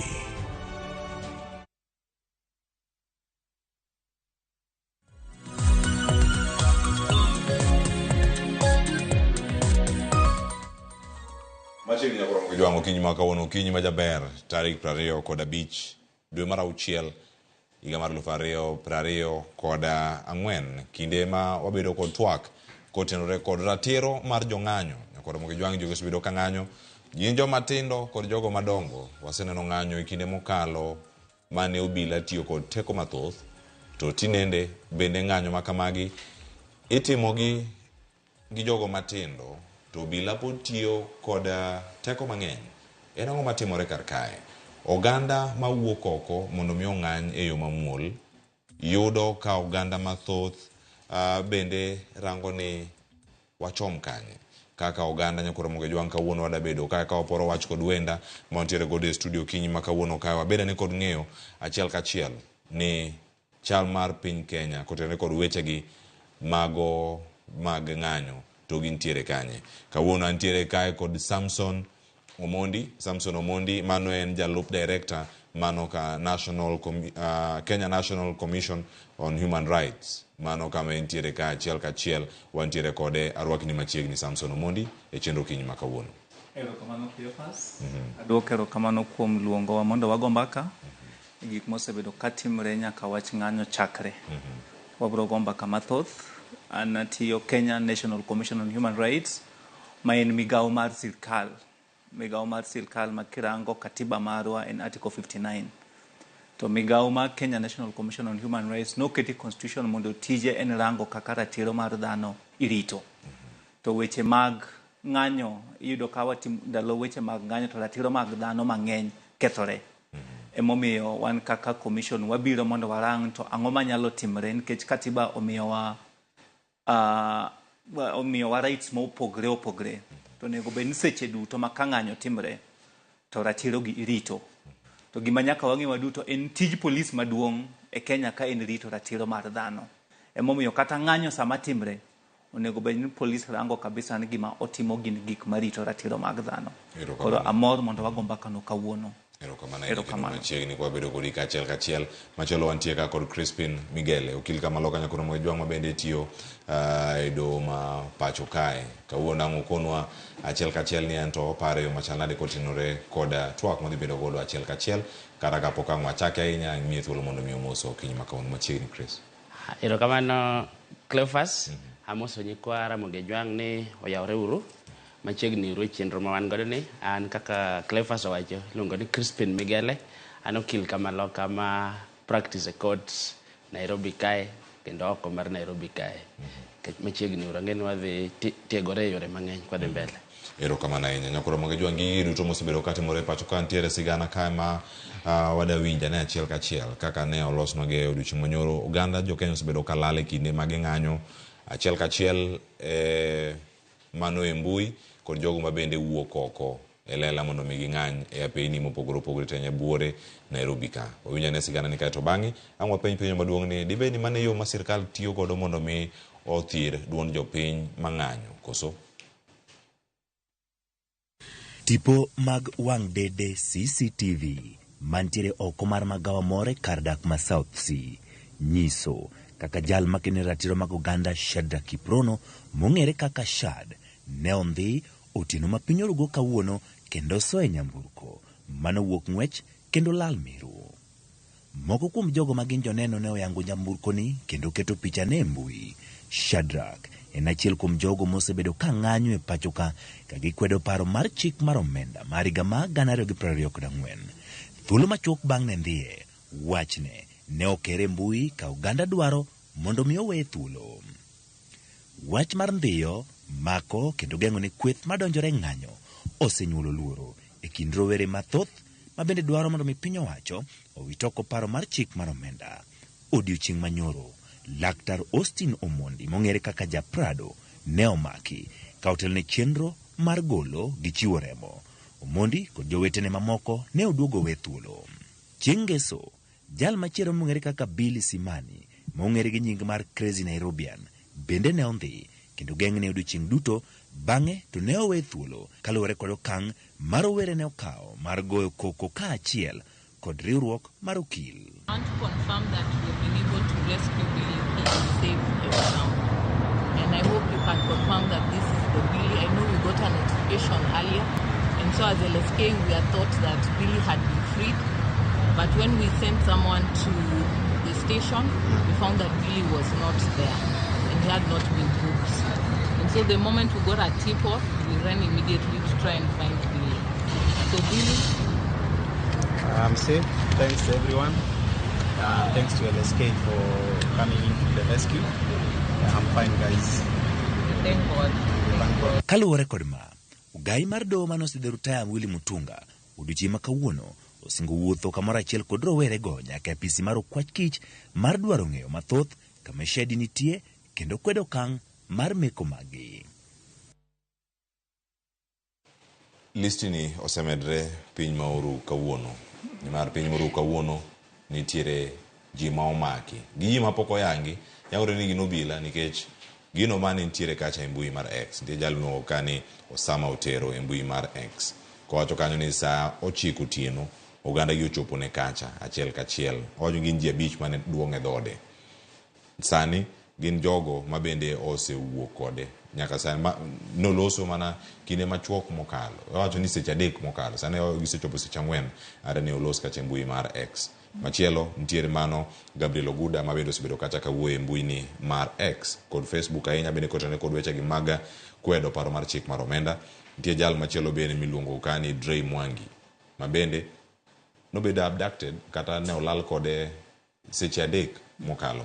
So jogi ni mako gi are saa 8 otieno, saa 9 ka saa 10 magi kinde mane ichopo negi kigeno ni gintiere kuonde gi magi ninde kata kama gintiere. Dibed ni mayo ma sirkal ntiere godo kenda chako di Samson gi kaka ne utimo odiochieng' manyoro. Nitie jogo mane paro ni idhi makgi ne giwuok ma giterore ka obila ne gichopo e yo machal nade. Miwane sigana no mano timore kanyo odiochieng' manyoro bende. Erokamano Cleophas, adwaro ni wachak e katiba. To katiba e supreme law of the land, e chik ma orito ji duto, ng'ata mane Kenya ka. Kidhi article 37 ma waduto wang'eyo, especially joma biro dhi ng'anyo kawuono. Article 37 oyienwa ng'anyo. To ng'anyo ni inyalo time e yore ma opogore opogore. Ng'anyo inyalo bet piny ting'anyo. Inyalo timo digital activism, ing'anyo. Inyalo wuotho e ndara, ing'anyo. So gin yore ma opogore opogore.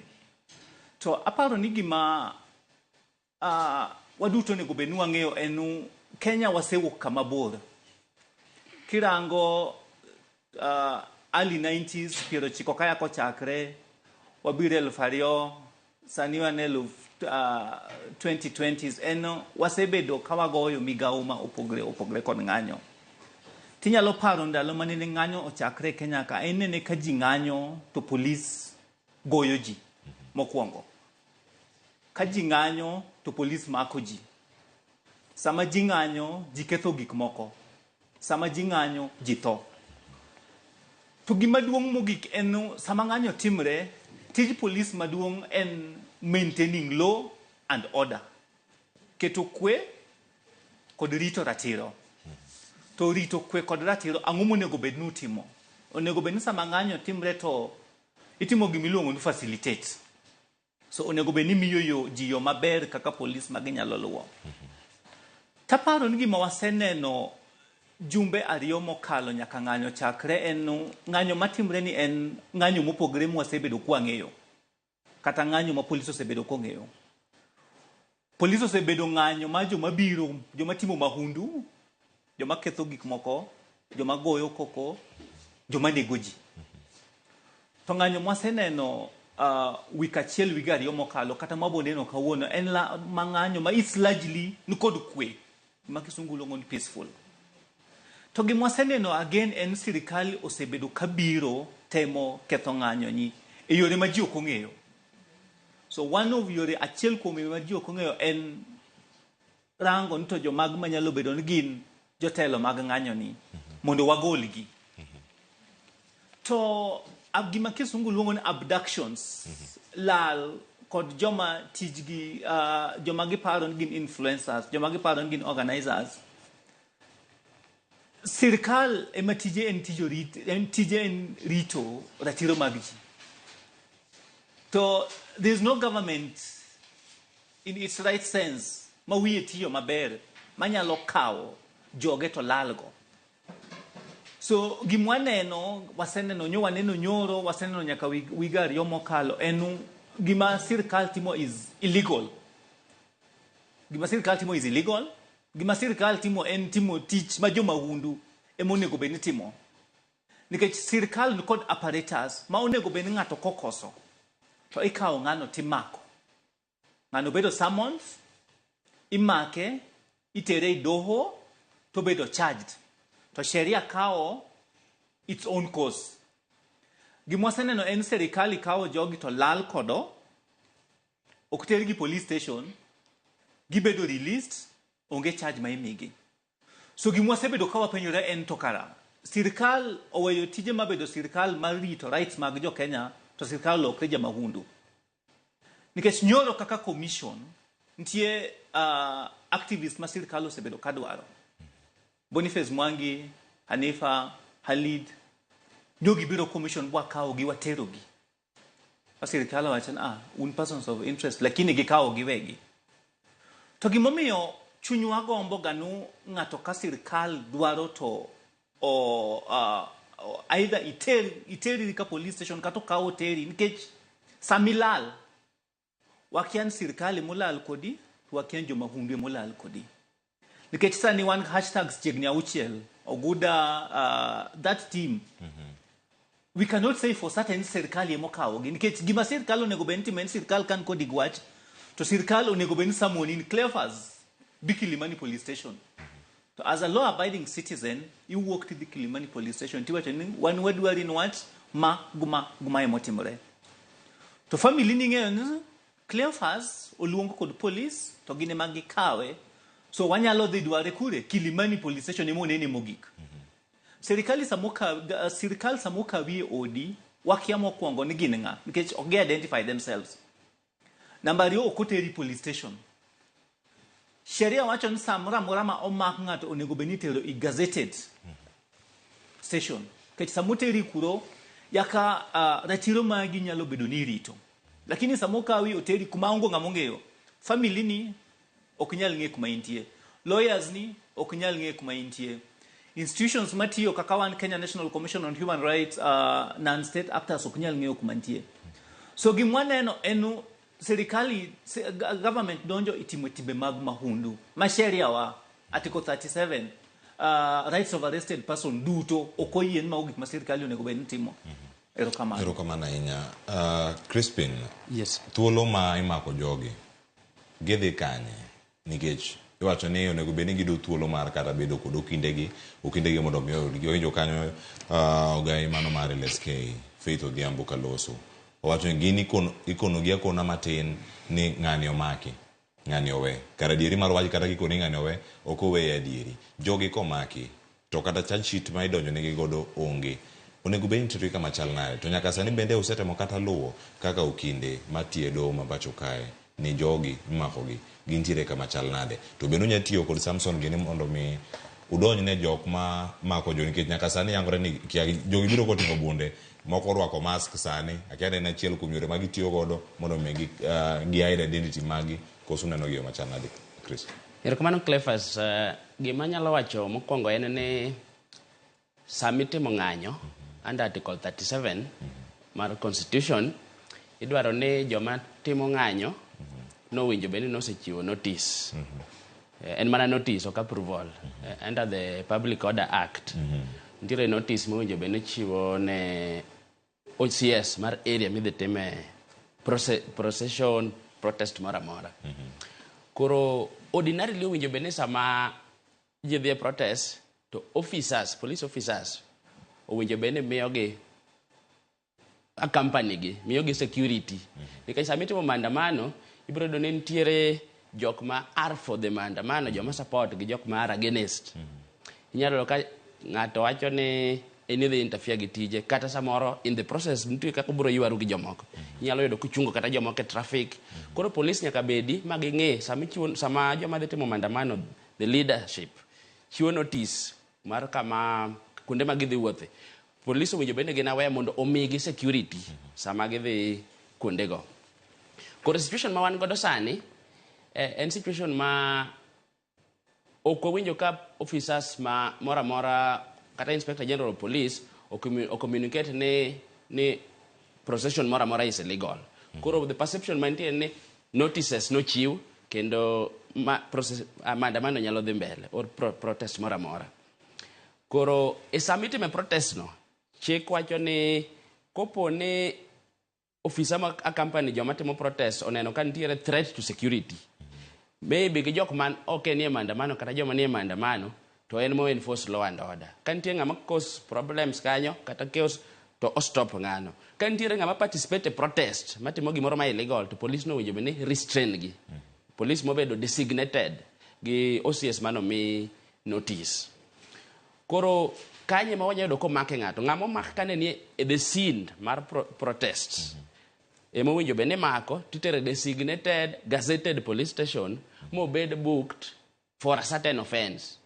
Nikech nitiere offenses ma related gi peaceful protest under the Public Order Act gi Penal Code. Kaka nitiere iyawachi ni you are participating in an illegal demonstration kata in the process ng'ato nyalo nego ng'ato of crime moro amora nyalo timore in the process kopo ni nitiere violence. Crime inyalo tim kata gi police kata gi protester kata gi ng'at moro ma was an aggressor ng'ama ne pingo jo protesters ka. Koro kuondege ma wayudo ni ng'ato bed arrested titere mobed booked. Ka ng'ato bed arrested e scene mar protest ka to bedo booked in a gazetted police station manyise ni ibedo booked for offense ma kaw evidence. File nyaka bed process koro police file mater ni prosecutors mangi. Koro ka ng'ato nyalo bedo arraigned e court. To Chris, yes. Kapok idhi nyime, lerno karka, kiwacho ni ng'anyo inyalo wach ni en illegal. Ng'ama wache karka, bang' ka notice osechiw, ng'ama nigi ratiro mar wacho ni en ataro mar chik. Under the bebo chik mar Public Order Act, nitiere parts of it ma courts ose interpret, ma wacho ni ma en unconstitutional to the extent, lakini mar chiwo notice pod nitiere. Koro notice ichiwo ne OCS mar kamudhi timo maandamano. Kudhi timo protest e CBD, to ang'iyo police station man gi, ang'eyo CBD kacha nitie police station adek, nitie Parliament, Central gi Kamukunji. Koro kanyo dwaro ni ocha serve notices either to jogi te kata police station man e CBD. Mondo omigi police officer madhi miyogi security sama gitimo protest. Joma timo protest owinjo bende miyo security. Koro sama notice ni ochoponi to the OCS nyalo en ga mana notification onge gi right mar wacho ni kik odhi mbele. But ka nitiere some threat to security moro ma is genuine to winjo bende no respond in writing mo serve the leader mar group ma intend mar timo this protest. Koro mane kaka winjo bende obedo tena nitiere instances ma nyaka nyisgi in advance within 3 days kapok ochopo ni protest mudhi timo ni waneno ni ok winjo dhi mbele nikech 1 2 3 in writing. Decision nyalo bedo challenge the high court kopo ni the party is aggrieved ma protest dhi mbele. Apani mano kende the notification. Koro most of the time wayudo ka notification no chiw to ka nitiere kaka ndalo mag politicians ndalo ma 2017 2022 neno ka samoro indiko negi tinyiso gini protest tu ok dhi mbele on security grounds ma chiko yiene nyalo bedo gi grounds ma to fair gimome maandamano kik dhi mbele that day. Koro in this protest ma wan godo sani onge communication mora mora ma has been made public before the maandamano ni it is illegal. Koro it is deemed to be legal kaka gidhi mbele ni. Nikech so long as notice no chiw, you only need to gidwaro mana ni notification no chiw kende. Koro gino is deemed ni and legal nyaka koro katikati ya maandamano, sama maandamano dhi mbele. The officer mobile designated mar lead maandamano chokone no kantiere gimoro ma is a threat to security. To nyalo declare kanyo ni maandamano no koro chungi kanyo. Mano nitiere Public Order Act. Koro ibro yudo kamano mondo mi otimre tiende ni police nyaka ne bed ka gimiyo security o ka girito u. E koro situation man go Kenya sani iyudo ka anti riot officers bedo deployed at specific places magi suspect ni protest dhi mbele, then gi stop the maandamano itself ma is legal. Because maandamano en gima legal madhi mbele jogi so long as gin peaceful and unarmed. Tiende ni onge ng'ata magi kenyo gima giting'o manyalo hinyo ng'ato be onge. Owinjo to notice bene gichiwo. Mano maandamano ma is legal mowinjo be mana ni police kawogi mana gi joband ka giwer. But koro iyudo ka situation ma wan godo sani en ni kata kapok maandamano no chakore ma is legal, it is deemed to be legal nyaka gimoro timre diere kacha manyalo kete illegal. Iyudo ka kata kapok maandamano no chakore to kata sani wuok e CBD iyudo ka anti-riot officers osebedo designated. Tiende protest ok dhi mbele, that peaceful protest ok nyal kata dhi mbele. Koro mane ma wanyalo wacho ni kaduoge penjo mi penja maandamano inyalo wach ni mae ok bi proceed ka nitiere security concerns to notice no nyaka mi in advance within 3 days at least manyalo miyo opportunity makinano ni reason momiyi no en unreasonable tinyalo seek intervention in high court nikech high court nyalo reverse decision mar public officer mora mora including the president koponi en unreasonable. Sorry Cleophas, apan gimwasene no over time closely linked to what legality enu the present notification mostly the organizers but iyudo ka officers commanding police stations gitamre but the law requires ni mondo submitero notification to gi accept mondo giduoki in writing ka gitamre ni gini watamre ni wach ma guma so complaints masayudo mostly at the commission enu ka organizers utero notifications to gitamre so kage setamre to nyiso ni gibro wacho ni wan gimatimre no wakia it's an illegality so enena yorgi mar tamro accountability kech gibro wacho ni wan gino okunyo wanene so kata ka gi accept to gibo wacho ni wan gima nyo kelno nyo en gi shida ma guma chik dwaro ni mondo gino ikete in writing as a tool of accountability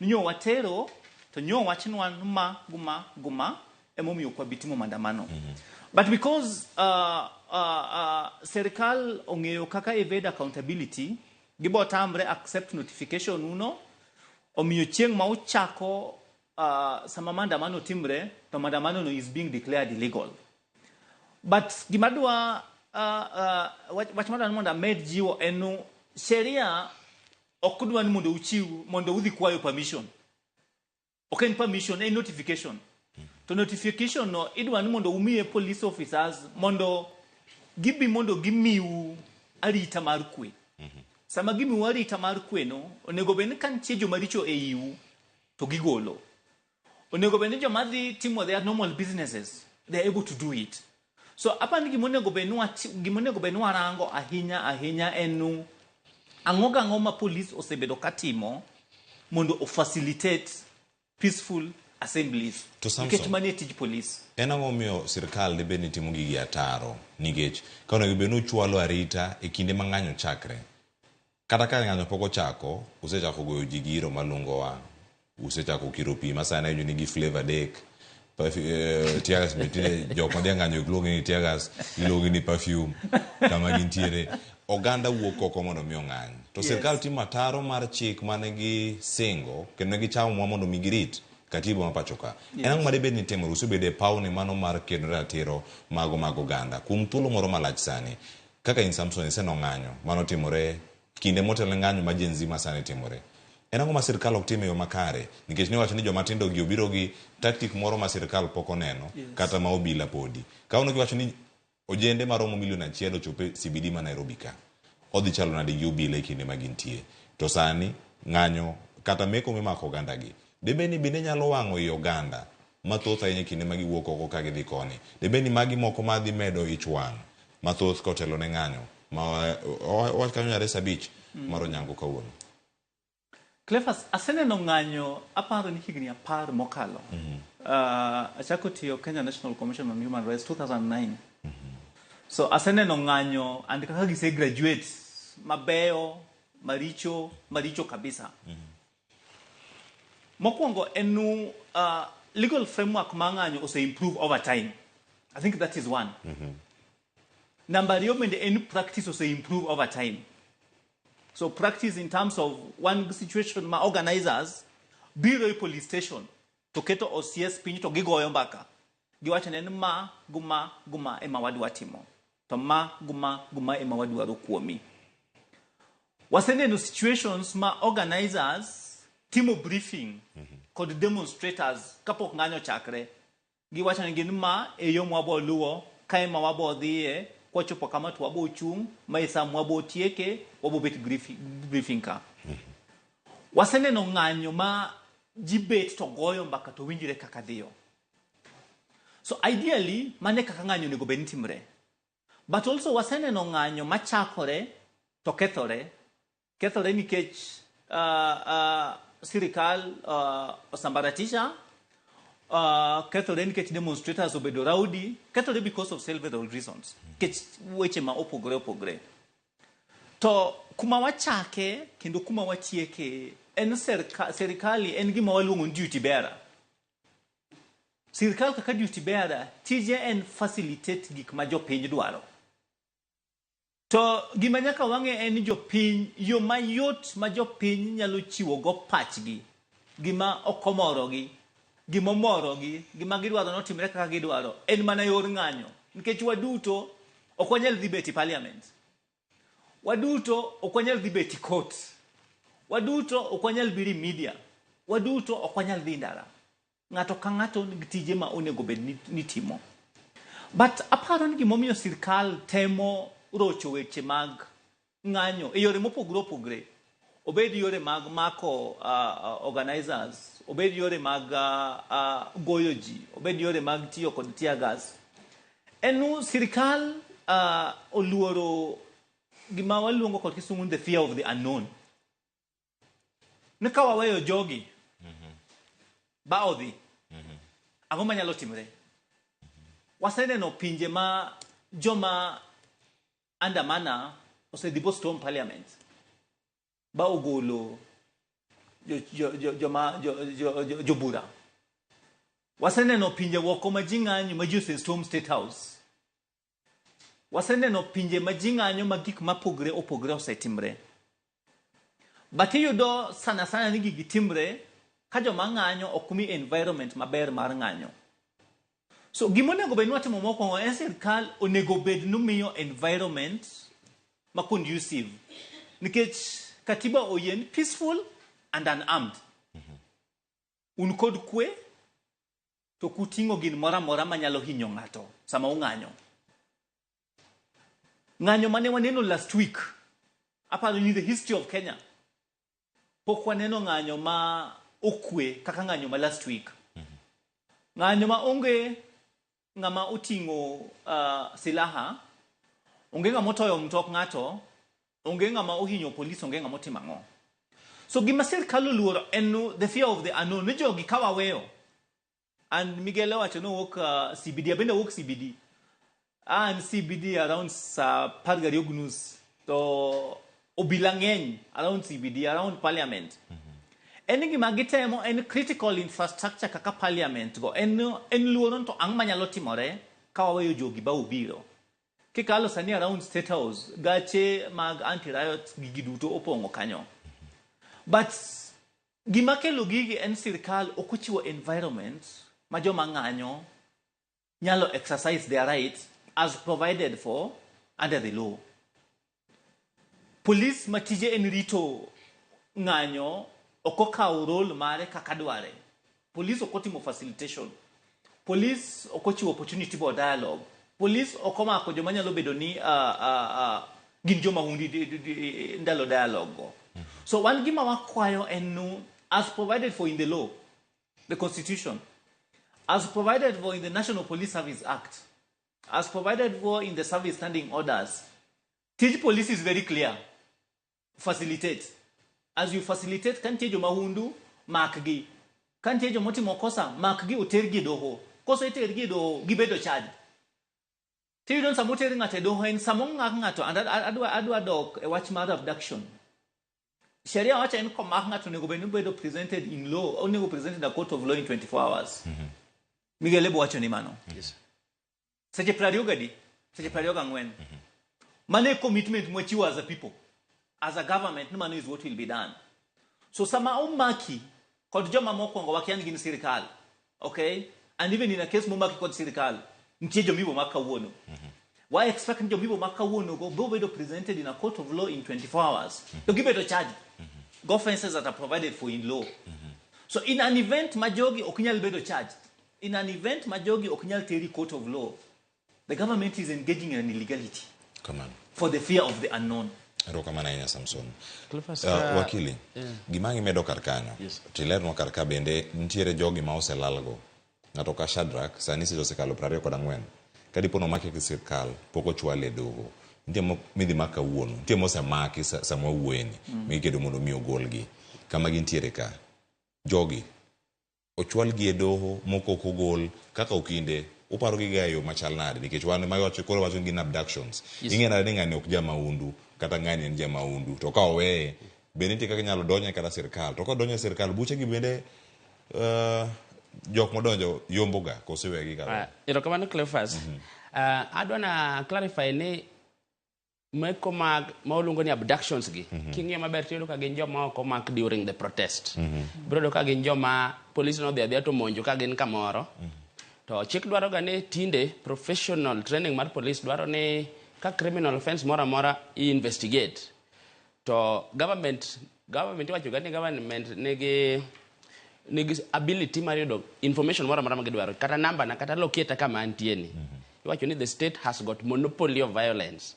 Tede government kadwa yudo ng'ata kata jok magimako kamwanda ka gima gihunt gi owinjo bed ni giyudo namba gi to gigocho negi ni wadwa station ma kama inyalo biro sadi idwaro kata ni unyalo negotiate gi police ni sadi to ne ane court ka kata ne ane kanisa moro be anyalo biro saa 7 koro arrest motim officer okorwako uniform okorwako badge to rwako mask oko introduce himself it is bordering on crime. En arrest makata jo piny nyalo bira kanyo maneg police no. Nikech koro ng'ato nyalo weni en criminal maka ng'ato. Chik dwaro ni police kamako ng'ato kopono biro make gi warrant of arrest to introduce himself. Excuse me sir, kata madam an officer ng'ane kama. Nyalore Kenya ka misa neno. Mane kako winjo bedi. Kako winjo bedi. To sani e ground. Koro samo timore ground kako timore ground ni to ntiere two things risks mar involved. One, jopiny nyalo paro ne ba jakuo kata jamaundu moro to jopiny kata ka in gi border jopiny omonje ting'e ni koro crime nyalo wuok jopiny nyalo kata nego ng'ano nikech samoro gikia ni en ng'ama nade koro mano is illegal. Number 2, officer momako ng'ato to ko identify himself to the abduct kaso duogo bole kamoro owinjo bene wa identify ni en ng'ama nade kaso itere doho koro later on kwa inya tere doho as an individual nikech gimotimo no is no follow the procedure koro wanyalo assume ni en ng'at moro ma es jamaundu to kamano kotimore kwa ni en ng'ama ne en state agency to you can wanyalo staki ng'ano gi sirkal for compensation ntiere gimoro chik kamilongo ne tort of malicious arrest and prosecution kimaka ng'ato out of excitement idhi mako ng'ato kaso kitere doho within 24 hours inyalo ter sirkal ge officer no nikech nitiere judges sani makoro wacho ni individual responsibility mar state officer kitimatima gimoro out of excitement mo follow the professional training to case ko the mar compensation mar malicious arrest and prosecution to inyalo teri in bende kaka ng'ama ne no act within the law in as much as chik to wacho ni watero mana attorney general court mondo mi government mochul nikech wacho ni officer mar government but sani koro nitie judges makoro develop chik in a way that ka in officer ma is just trigger happy momaka ng'ato to inyalo bedo held individually responsible. Gima wanyalo nyiso jo Kenya ni ka police mako ng'ato teno ko onge uniform to winjo find out identity mare personal identity mare mo ng'eni en ng'ama nade ma en be kaber te winjo bed koro oluongo officer ma is uniform mondo mak gi te o mako ng'ani nigi machielo cha mondo wako identify ni en ng'ama nade ka onge situation elan to en situation mar chaos ma gimoro amora nyalo timore koro kanyo ng'eni nikech koro kia ni en ng'ama nade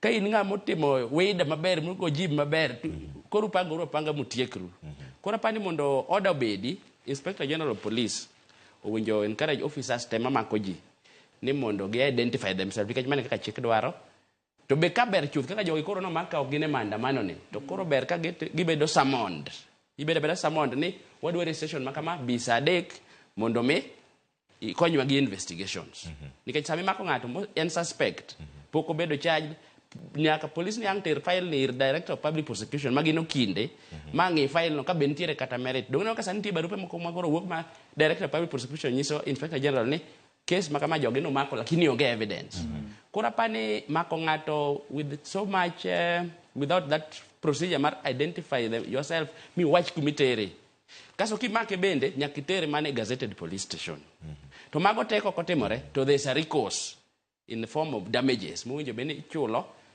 ma sani koro judges moko wacho ni officer chabe ko yudni ene mane en at fault personally to en bende winjo bed sa charged kata ka salary ne to ng'ada ching kichulo jok mano makogi. Apani mano mabiro kelo accountability mondo kik ng'ato tim gimoro ma is unprofessional nikech ong'e ni en gi crown ka protect. Erokamano. Kapok abiro iri Samson, wakili, wan gi ng'anyo ting' ariyo ka. Wan gi jok ma ng'anyo ma chopo migeno kanyo ka giwuok, gidhi go gi tiagas oko kacha, gi jok ma dhi bedo oko ka gintiere streets ma Nairobi kod counties mamoko ma dhi bedo gi ng'anyo odiochieng' ma kawuono.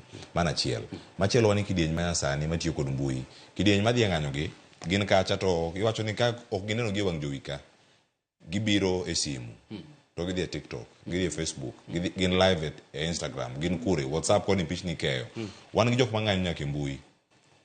Jok ma ng'anyo e mbui gi obedo nyaka gi spaces mag X, kar mag Twitter spaces mane ntiere kaya weekend mokalo ni koro. Magi thoth jok mane oko maki ka gintiere oko kacha. Ng'anyo e mbui ka gi ng'anyo mantiere oko. Katiba wachang'o, koso katiba no orango mana ng'anyo ma ji obila nyaka kowi. Ng'anyo ma mbui ni ng'a kowi, to kowi kanye, to obedo ko decide. Data korumo to gikoni ni med matin, mantie ka, koso gimake yo machal nade. Anyalo wacho ne king'iyo chik ma wasewacho gi my friend kae, ne king'iyo chik kako bedo, kako ndike sani, to ong'iyo sana maandamano mar joma timo protest, peaceful and unarmed. But king'iyo katiba marwa kata article 38, the right to political opinion, right to rebel. People rebel jo Kenyans rebel in different ways pile ka pile. Jo Kenyans magitimo maandamano waluongo ga ne Twitter warriors. Nitie sipena mako manyiso ni bana ing'eni wewe ne in ja Twitter warrior. Koro gimbe gitimo maandamano lakini margi cha pod onge legal framework maber. Nikech koro ok inyadhi mako ng'ato ni itimo maandamano e Twitter. Kata charge no bi bed approved gi okinde mag sirikal. Gibiro wacho ni onge legal framework. Nikech mondo mi bed charged court nyaka bed legal framework ma provide. Koro sani to ng'ato ji kata ka timo maandamano e Twitter kata e Facebook. Onge legal framework be onge chik ma dhi yienegi mondo omakgi. Unless for omakgi to maybe incitement to violence offenses moko mar basically based on cyber whatever you have posted. Give me post social media. But kar maandamano kae illegal assembly to ang'no bedo mana ma physical. Kaka chik pod nitie framework masani to pod ong'iyo mana ma physical. Erokamano. Mane penjo mabiro kelo ni Samson mondo mi kwanye kanyo. Jogi ntiere oko ging'anyo kar hashtag ma gitiyo godo kacha ka reject finance bill 2024 mane kama intie kacha mose trend e piny mangima mano mar Kenya kae. Kendo ka wanene achiel kachiel ero wakili osewacho ni onge legal framework ma nyalo tweyo jogi ahinya. Kawuono wanyodo jok ma gin jogo matiyo gi mbui e kinde mathoth. Debed ni kae ema chake dhi los nigi bura moro ma dhi chopo gi e doho. To koko los nigi bura, tiende ni bura onge momako gi koso omako gi mana taro mar chik. Aparo ni wakili okete maber kabisa kirango drafters mag chikwa en focus ne ni physical demonstrations. Ma wawuok ka wachako wuoth wadhi State House. Sama watimo mano, sirkal onego bed ni miyowa arita mar kwe mondo watim gima wadwaro. Apan mano muhimu. But mar ariyo en wan kod the so-called Twitter warriors. And gibende ging'eny. So yudo ka nitie joma timo physical, to nitie joma timo Twitter bende. But aparo ni gima muhimu en jogi duto. The Twitter warriors are also protected by law. Nyalo bedo ni law more protecting is not the law under Article 37. But gin code law that provides for freedom of expression. Ntie law that provides for freedom of speech. Ntie law that provides for freedom of conscience. Okay? So gimanyaka wangen katiba wa protect ngato angata. Kirango sections of the Constitution, different articles, kidhi under chapter 4 of the Bill of Rights. Ngata is protected in a way. So kikwa bed ni wawachonu sheria mawan kodoni en mana chik marango jomatimo physical demonstrations lakini jok modongi ginto wanyalo deal kod kaka wadwaro. Mano apana. Sheria mawan kodo under the Constitution, the entire Constitution. Apa ni gimonego benu atimo kaka jo Kenya. And gimonego benu sirikal bende timo enu wawe rango sheria for convenience purposes. Okay, no one pick an article ma or wachoma, but you don't look at the relationship between article ma and article ma. Like Sharia wachonanga nikimako. First, unigibed identified. Okay, kaka police officer. In code tag ni mobedo fixed ka. In code uniform. Iteri police station. Ibedo booked. 24 hours ibedo charged prosecutions. So angmomiyo aya ngani sheria ma article 37 oko protected, okay? But angmomiyo okwanyal make kumotimo activism mare on Twitter, angmomiyo okwanyal make ku police mabedo identified himself. Angmomiyo okwanyal tere gazetted police station. Angmomiyo okwanyal present a court in 24 hours. Angmomiyo okwanyal bedo prosecuted. So wawerango the constitution in isolation and for purposes of convenience. Warang constitution in totality, part moro has an effect on other parts. Okay? So okobeda case nu ngani initimo demonstration, but you are not part of Article 37, we can break into your house, abduct you, mondewateri kama wadwaro. Let us look at the law in totality and in not isolation. Hapa nima shida mawan kodo. Kirango our legal framework and there has been a lot of improvement. Okay? Both in practice and in law. Practice and in law eno sheria dwarano ka ibiro mako wakili ka wakili wakato romo kod police wakato wachenu one police wadwa maki wakili bo penje nu angoma nyiso ni police onego beni fix namba nika kata nyingika onego beni kod identity mare minyisenego an police kizema ka wakili bo penje to itera police station mane wachenu wateri Kilimani kata wateri Central Police Station.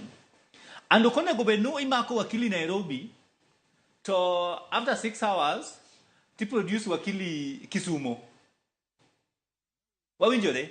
Onego benu kimake ka nego titere the nearest police station ma is gazetted. Mondo joge onge kuma entie. Okay? Wakili mare obi ogokode mbaka. Friends mage obi ogokode mbaka. That is the state where we protect rights. But kawa chopo is state kakawa ntiesani, the government is engaging in an illegality. An illegality where rights are going to be violated. Most mangeny. One state ma chike ratiro mada no diketore kabisa. Nikech sami mako ngato ikete incommunicado.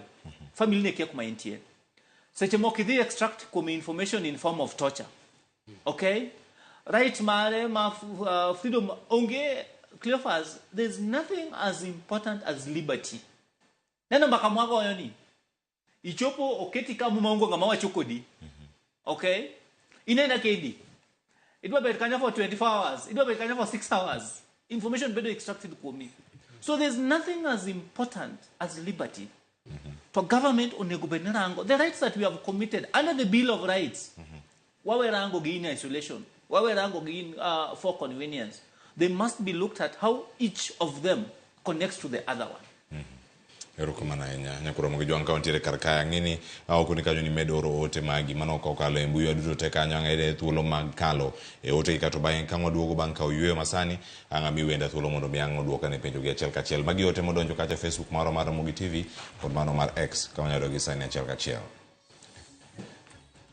magi ote ma wadwaro sani kawantiere ka kod gi mbui mar Facebook. Gordon Amolo wacho ni kawuok ringa kod wach ng'anyo nyaka wang'any nikech katiba nosemiyo wateko gima tek Ruto wek walo kodwa godo notini ochopo Ruto ndio chieng ratiro mar ng'anyo katiba omiyowa kata kamano jo Kenya moko to kawo ga advantage mar ng'anyo mar mecho koro rowere ma protest nyaka bed motang ging'eni kindgi kanyo bende nitiere jomecho ma wuondre ni gin achiel kuomgi nyaka obila wacho ni nyaka obila moko bende koro rwako mana lep raia to wuotho kodgi ber wacho ni wuotho kodgi e ber kata rach mano kamiti kanyo dhi nyime ko wacho ni simbe gi gik mamoko giket maber kik gitetea ne jo Kenya aso giae gi rach obila oti tijgi mar chiwo arita giwek laure gi roweregi gima rowerego timo en nikare kendo pod wadich gi ngimagi gine jotelo makiny kik obila yie oti kodgi marach nikech samoro jopiny nyalo overreact kuom gima giae gi rach odhi nyime kanyo kutieko mogik waketo jenzi e lwet ruoth oritgi kik gibed gi luoro nikech nyaka kanise koro osepuodho ng'anyo aluotwa kanu moja inako erokamano ahinya Kevin Odhiambo wacho ni yawa ago mong'eyo jowa maonagi ma otera iti slaughterhouse kindly quote the names. Waonge nyike kopodi. Anyway, Siaya is set for the protest. Kevin Odhiambo kamano. Fauzi Jara wacho ni jatend polise walo ni nyaka jong'anyo diogo report ni gidhi ng'anyo. To yuak jopiny to gidwar winjo. Teko gi modhuro wadhi neno. Europe ong'iyogo. Mano Europe jo Kisumu. Andrew Kotolo wacho ni police owinjo mi arita jong'anyo kaluwore kod chik mapachoka. Tekni ok giketho chik ma Kotolo kwa Nakuru. Erokamano ahinya. Vitalis Ochieng' Mudge Mkarariyo wacho ni anto gima chanda e piny Kenya kae. Owacho ni kata dhi marach. Wacho ni ok wachi. Kiwacho to in mana ng'ama koro idwaro gi DCI. Kare jopiny ni kod haki mane. Ngimane ma ok ong'anyo e gima otimore marach tichande achanda. Ani kod polise Ruto ok odewo ngima jopiny. Mano Vitalis Ochieng' Mudge Mkarariyo wacho demokrasia marwa kare ni kanye. Nikech sani aneno mana ka Ruto gi polise ka goyo jopiny. Wacho ni gigi mager yawa wachomo kanye. Paro mar chikno mar omenda owito oko kwadware. Erokamano kuom ote mari. Ruto Nyathi Ochieng' wacho na peji penjo ne. Kiani ka sario seromo ka ang' ondik gi piny ka waduogo ang' waduogo mondo duoke. Wacho ni piny na wendo ni ponono ni obila orakore gi rowere mang'anyogo e yo marach. Gin ang'o ma onego rowere gi otim? Nikech inyisowa ni arita mar ng'ato chakre gi en owuon. Ang'ayud wach kuom wakili kachiel koda ka Samson Omondi, jalup director mano ka KNCHR, mano duol makedo ne ratiro mag oganda e pacho kae. Mano e kama wakawiyo masani. Penjo mar Ruth Nyathi Ochieng' no be oganda gole paro kokalo e mbui magwa, mago mag Facebook, X kod mago mag Instagram. Ng'ato osewacho kanyo ni yadh mach en mana mach. Ini nene yo machal nade. Waduogo bang' yo masani Kor Moke Jwang' kik idhi mabor.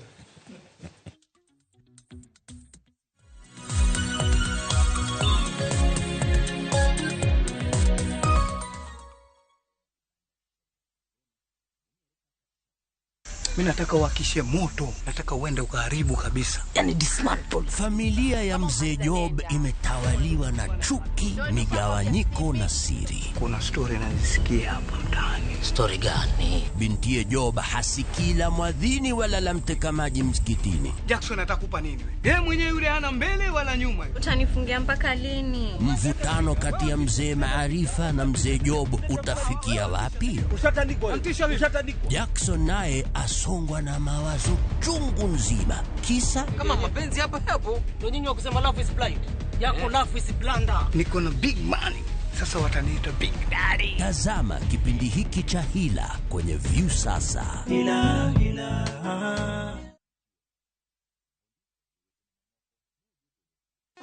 In the battle against pests, it's time to strike back. Raid Spray strikes in seconds for instant kill. Kills all doodles dead. From SC Johnson, a family company.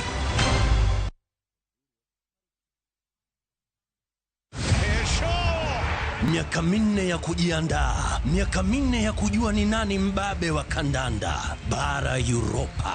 Wakati umewadia na mwaka huu hapa ndipo mechi zote 51 zitatangazwa moja kwa moja kupitia vituo 13 vya redio. Ni nani atatuzwa taji la babe wa kandanda bara Europa? Ungana na watangazaji gwiji kutoka vituo vyote vya Royal Media Services tunapobainisha mbivu na mbichi kwenye kinyang'anyiro cha kombe la bara Europa Euro 2024 live moja kwa moja kutoka Ujerumani. Shikisha Mili na Euros with Shabiki.com. Not for persons under the age of 18. Authorized and regulated by BCLB license number 587.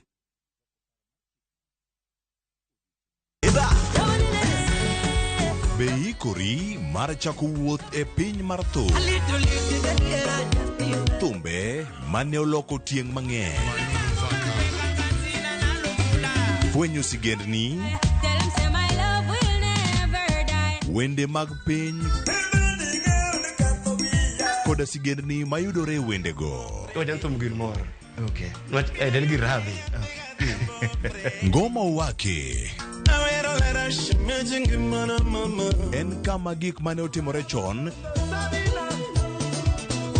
koda matimore sani chopo e winjruok maber chur.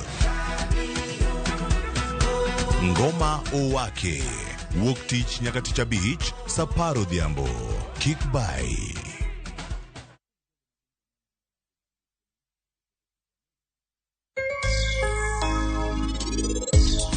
Penj laktar kokalo Ramogi TV ngima en mwandu. Iluonga ni Ruth Otieno kendo en ga morna mar bedo kod odiechieng' kod odiechieng'.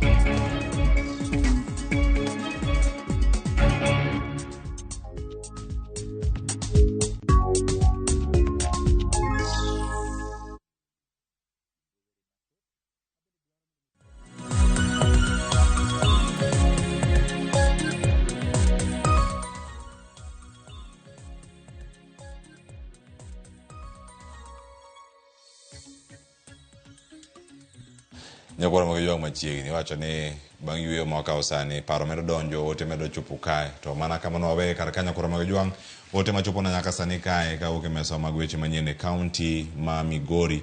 Nyaka sani chenro mag wuoth osechung', ohala oselor, mano e boma ma Migori. Wamanyo Jo Juma mondo mi okonwa ne gik mathoth matimore kar kacha. Nitie jogo ma nyaka sani Nyakoro Ramogi Jwang osechako chenro mag ng'anyo. Oganda moko ne dhi tich, moko osedok pacho.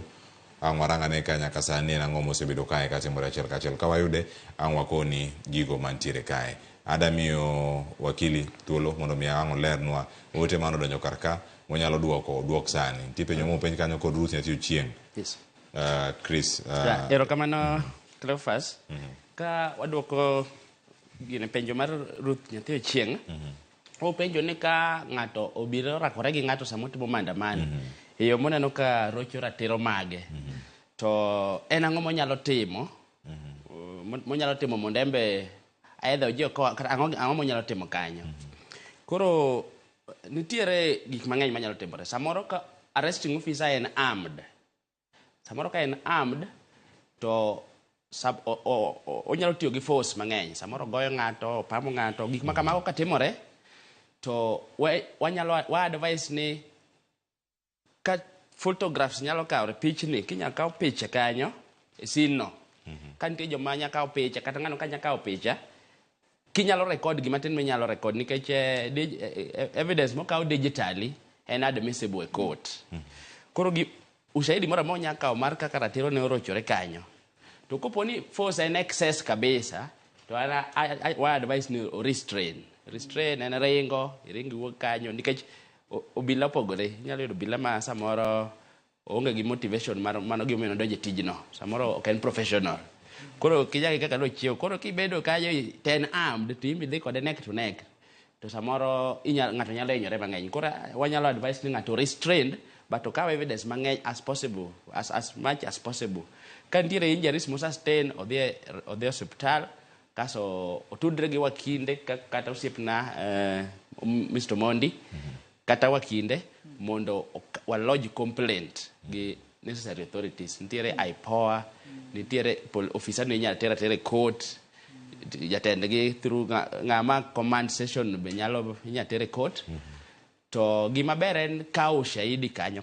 Kaso ka nitiere injury moro ng'ata mohinyore to dhi hospital ma oyud nade ma odhi deal go tok mano. Nikech gigi teko osetimore ka dust osesettle, to nitiere individual responsibility. Nitiere ng'at ma koro nyaka wadhine mondo wang'e watimane ratil ni gima otimoni be notime within chik koso nok otime within chik.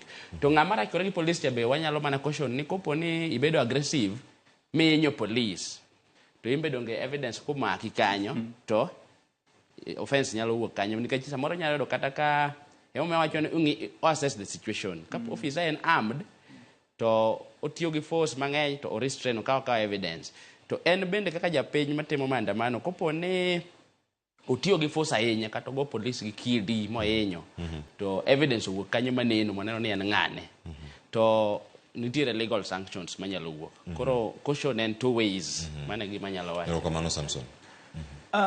Cleophas, ingenu as wakili will say the law is very clear. And gimaber and our legal framework also improve over time. So wakili olose wacha gima ngama demonstrator nyalo timo. Now, sheria wachon ka police otiyo kod excessive force. So excessive force ma nyalo lead to injury, excessive force ma nyalo lead to hinyori, kata nyalo chiwo tho, kata tho nyalo wuokie. Nitie gima police no onego bed ni timo.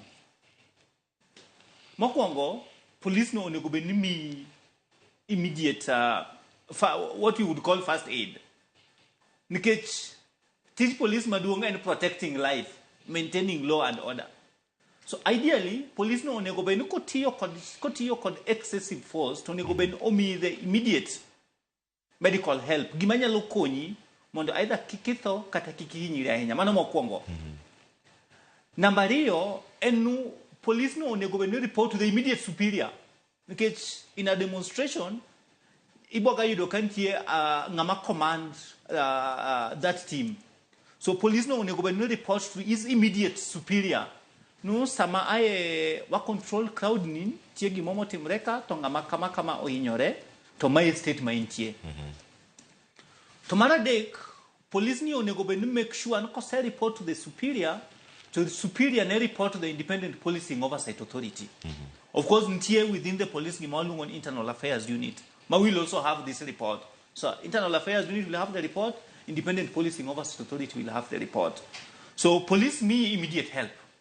Police report to the superior. Police kao report ni chiwo to Independent Policing Oversight Authority. Gigi duto gin gik ma ne waketi sheria mondo o protect raia. Nisama owuok or the express right mare or read through several means. But problem mawan ko shida maduong mawan go enu enforcement osebedo shida. Enforcement in terms of police gichiwo immediate first help? No. Police report to the superior? No. Gigibedo reported to Independent Policing Oversight Authority? No. So I want to get back to gima wakili wa individual accountability. Kada sto se settle kabur gidu to se biro bokwe. Ochopo kama ibo dwarnu individual accountability mag particular officers mawa engaged in a particular quelling of demonstrations are held to account. Mano e momi yo dwaro evidence goyo picture. Okay? Bedo kod video. Bedo kod yo mara mora manyiso wa numa guma egima notimre. Kech eventually samawado access justice to gigi ibro dwarni mondo bedie. To kirango otema biro Cleophas, I think we must agree that Kenyans are greatly enlightened. Over time, and group Mwati Yoksani is a group which is very bright. They know what the law says. Gingeo gimachikwacho, gingeo responsibilities, gingeo gimone kubenikitimo. So, gimawatemo kwa any police bende nyakang in group Mwati Yoksani, okay, group in the early 90s, okay, group ma early 2000. Group materials and group manual 2005 manual 2099 and a very enlightened group. Most of my sharia cover to cover. So onyalo challenge as a police officer that the law requires that you do this as a police officer. So in police apart from being armed with a gun, you must also be armed with what the law says. So that you practice it. Because eventually gimabo bedo any individual accountability. Yes. Ilere yo makare. Gimalet ni gigi wawacho gi ka to chal ka gima obila ka gidhi ground gitimo mana gigi nono gidhi school kar tiegruok gigi duto kama gintiere kar kae. Wakili e higa mar 2011 nitie Act of Parliament mano number 35 mano kelo e tich kidieny kata duol no mano mar IPOA. IPOA nyaka sani kikalo imbui magi gitemo kwayo oganda ni en ang'o mani neno e ng'anyo ma juma mokalo chieng' tich ang'wen mane okomori gonwa report gichiwo namba kaeto bang'e gisewuotho nyaka CBD kama ne jang'anyo achiel nowito ngimane mano Rex Masai mano juma mokalo nyasaye chuny kama okwe kaachiel koda ka ojana machielo ma bende nowito ngimane mano osiptal ma Kenyatta. Gitemo manyo nonro kaka inyalo tim gige yo makare. IPOA biro karka to winjo ka IPOA nigi thuolo manyime ahinya mar konyo familia mokwongo mondo mi gibed kod kwe e chunygi ni ng'ato notho kama to bila mane onege wayudo ka en obila ema notudre kode kata ka en jamaundu machielo. Tija IPOA are ne lose nyaka sani e weche mag jong'anyo. Obila tiyo gi teko mang'eny. Sani ok gitiyo kata gi risasi cha kende. Pi ma gikuo kuom oganda ni bende hinyo ji mathoth. Koting'i to dhi ogoyi e pila machielo. Nikech bende jok moko ma deni gi oko timo tombo. Bende jok moyiech. Iwacho iluongi ni weida. Kok in weida to pi cha ogoyi. Igo wi piny. Iyudo hinyruok. Idhi donjo ne ng'a e kinde gi duto. To IPOA ni kamar mondo mi tim nonro. Bende gisetimo tiji kaka dwarore nyaka ne ng'anyo ni chakre mag lony manyasani ma koro nitie ni. Nikech ma en kidieny manyien mag joma tin miluongo ni Gen Z. Erokamano Cleophas.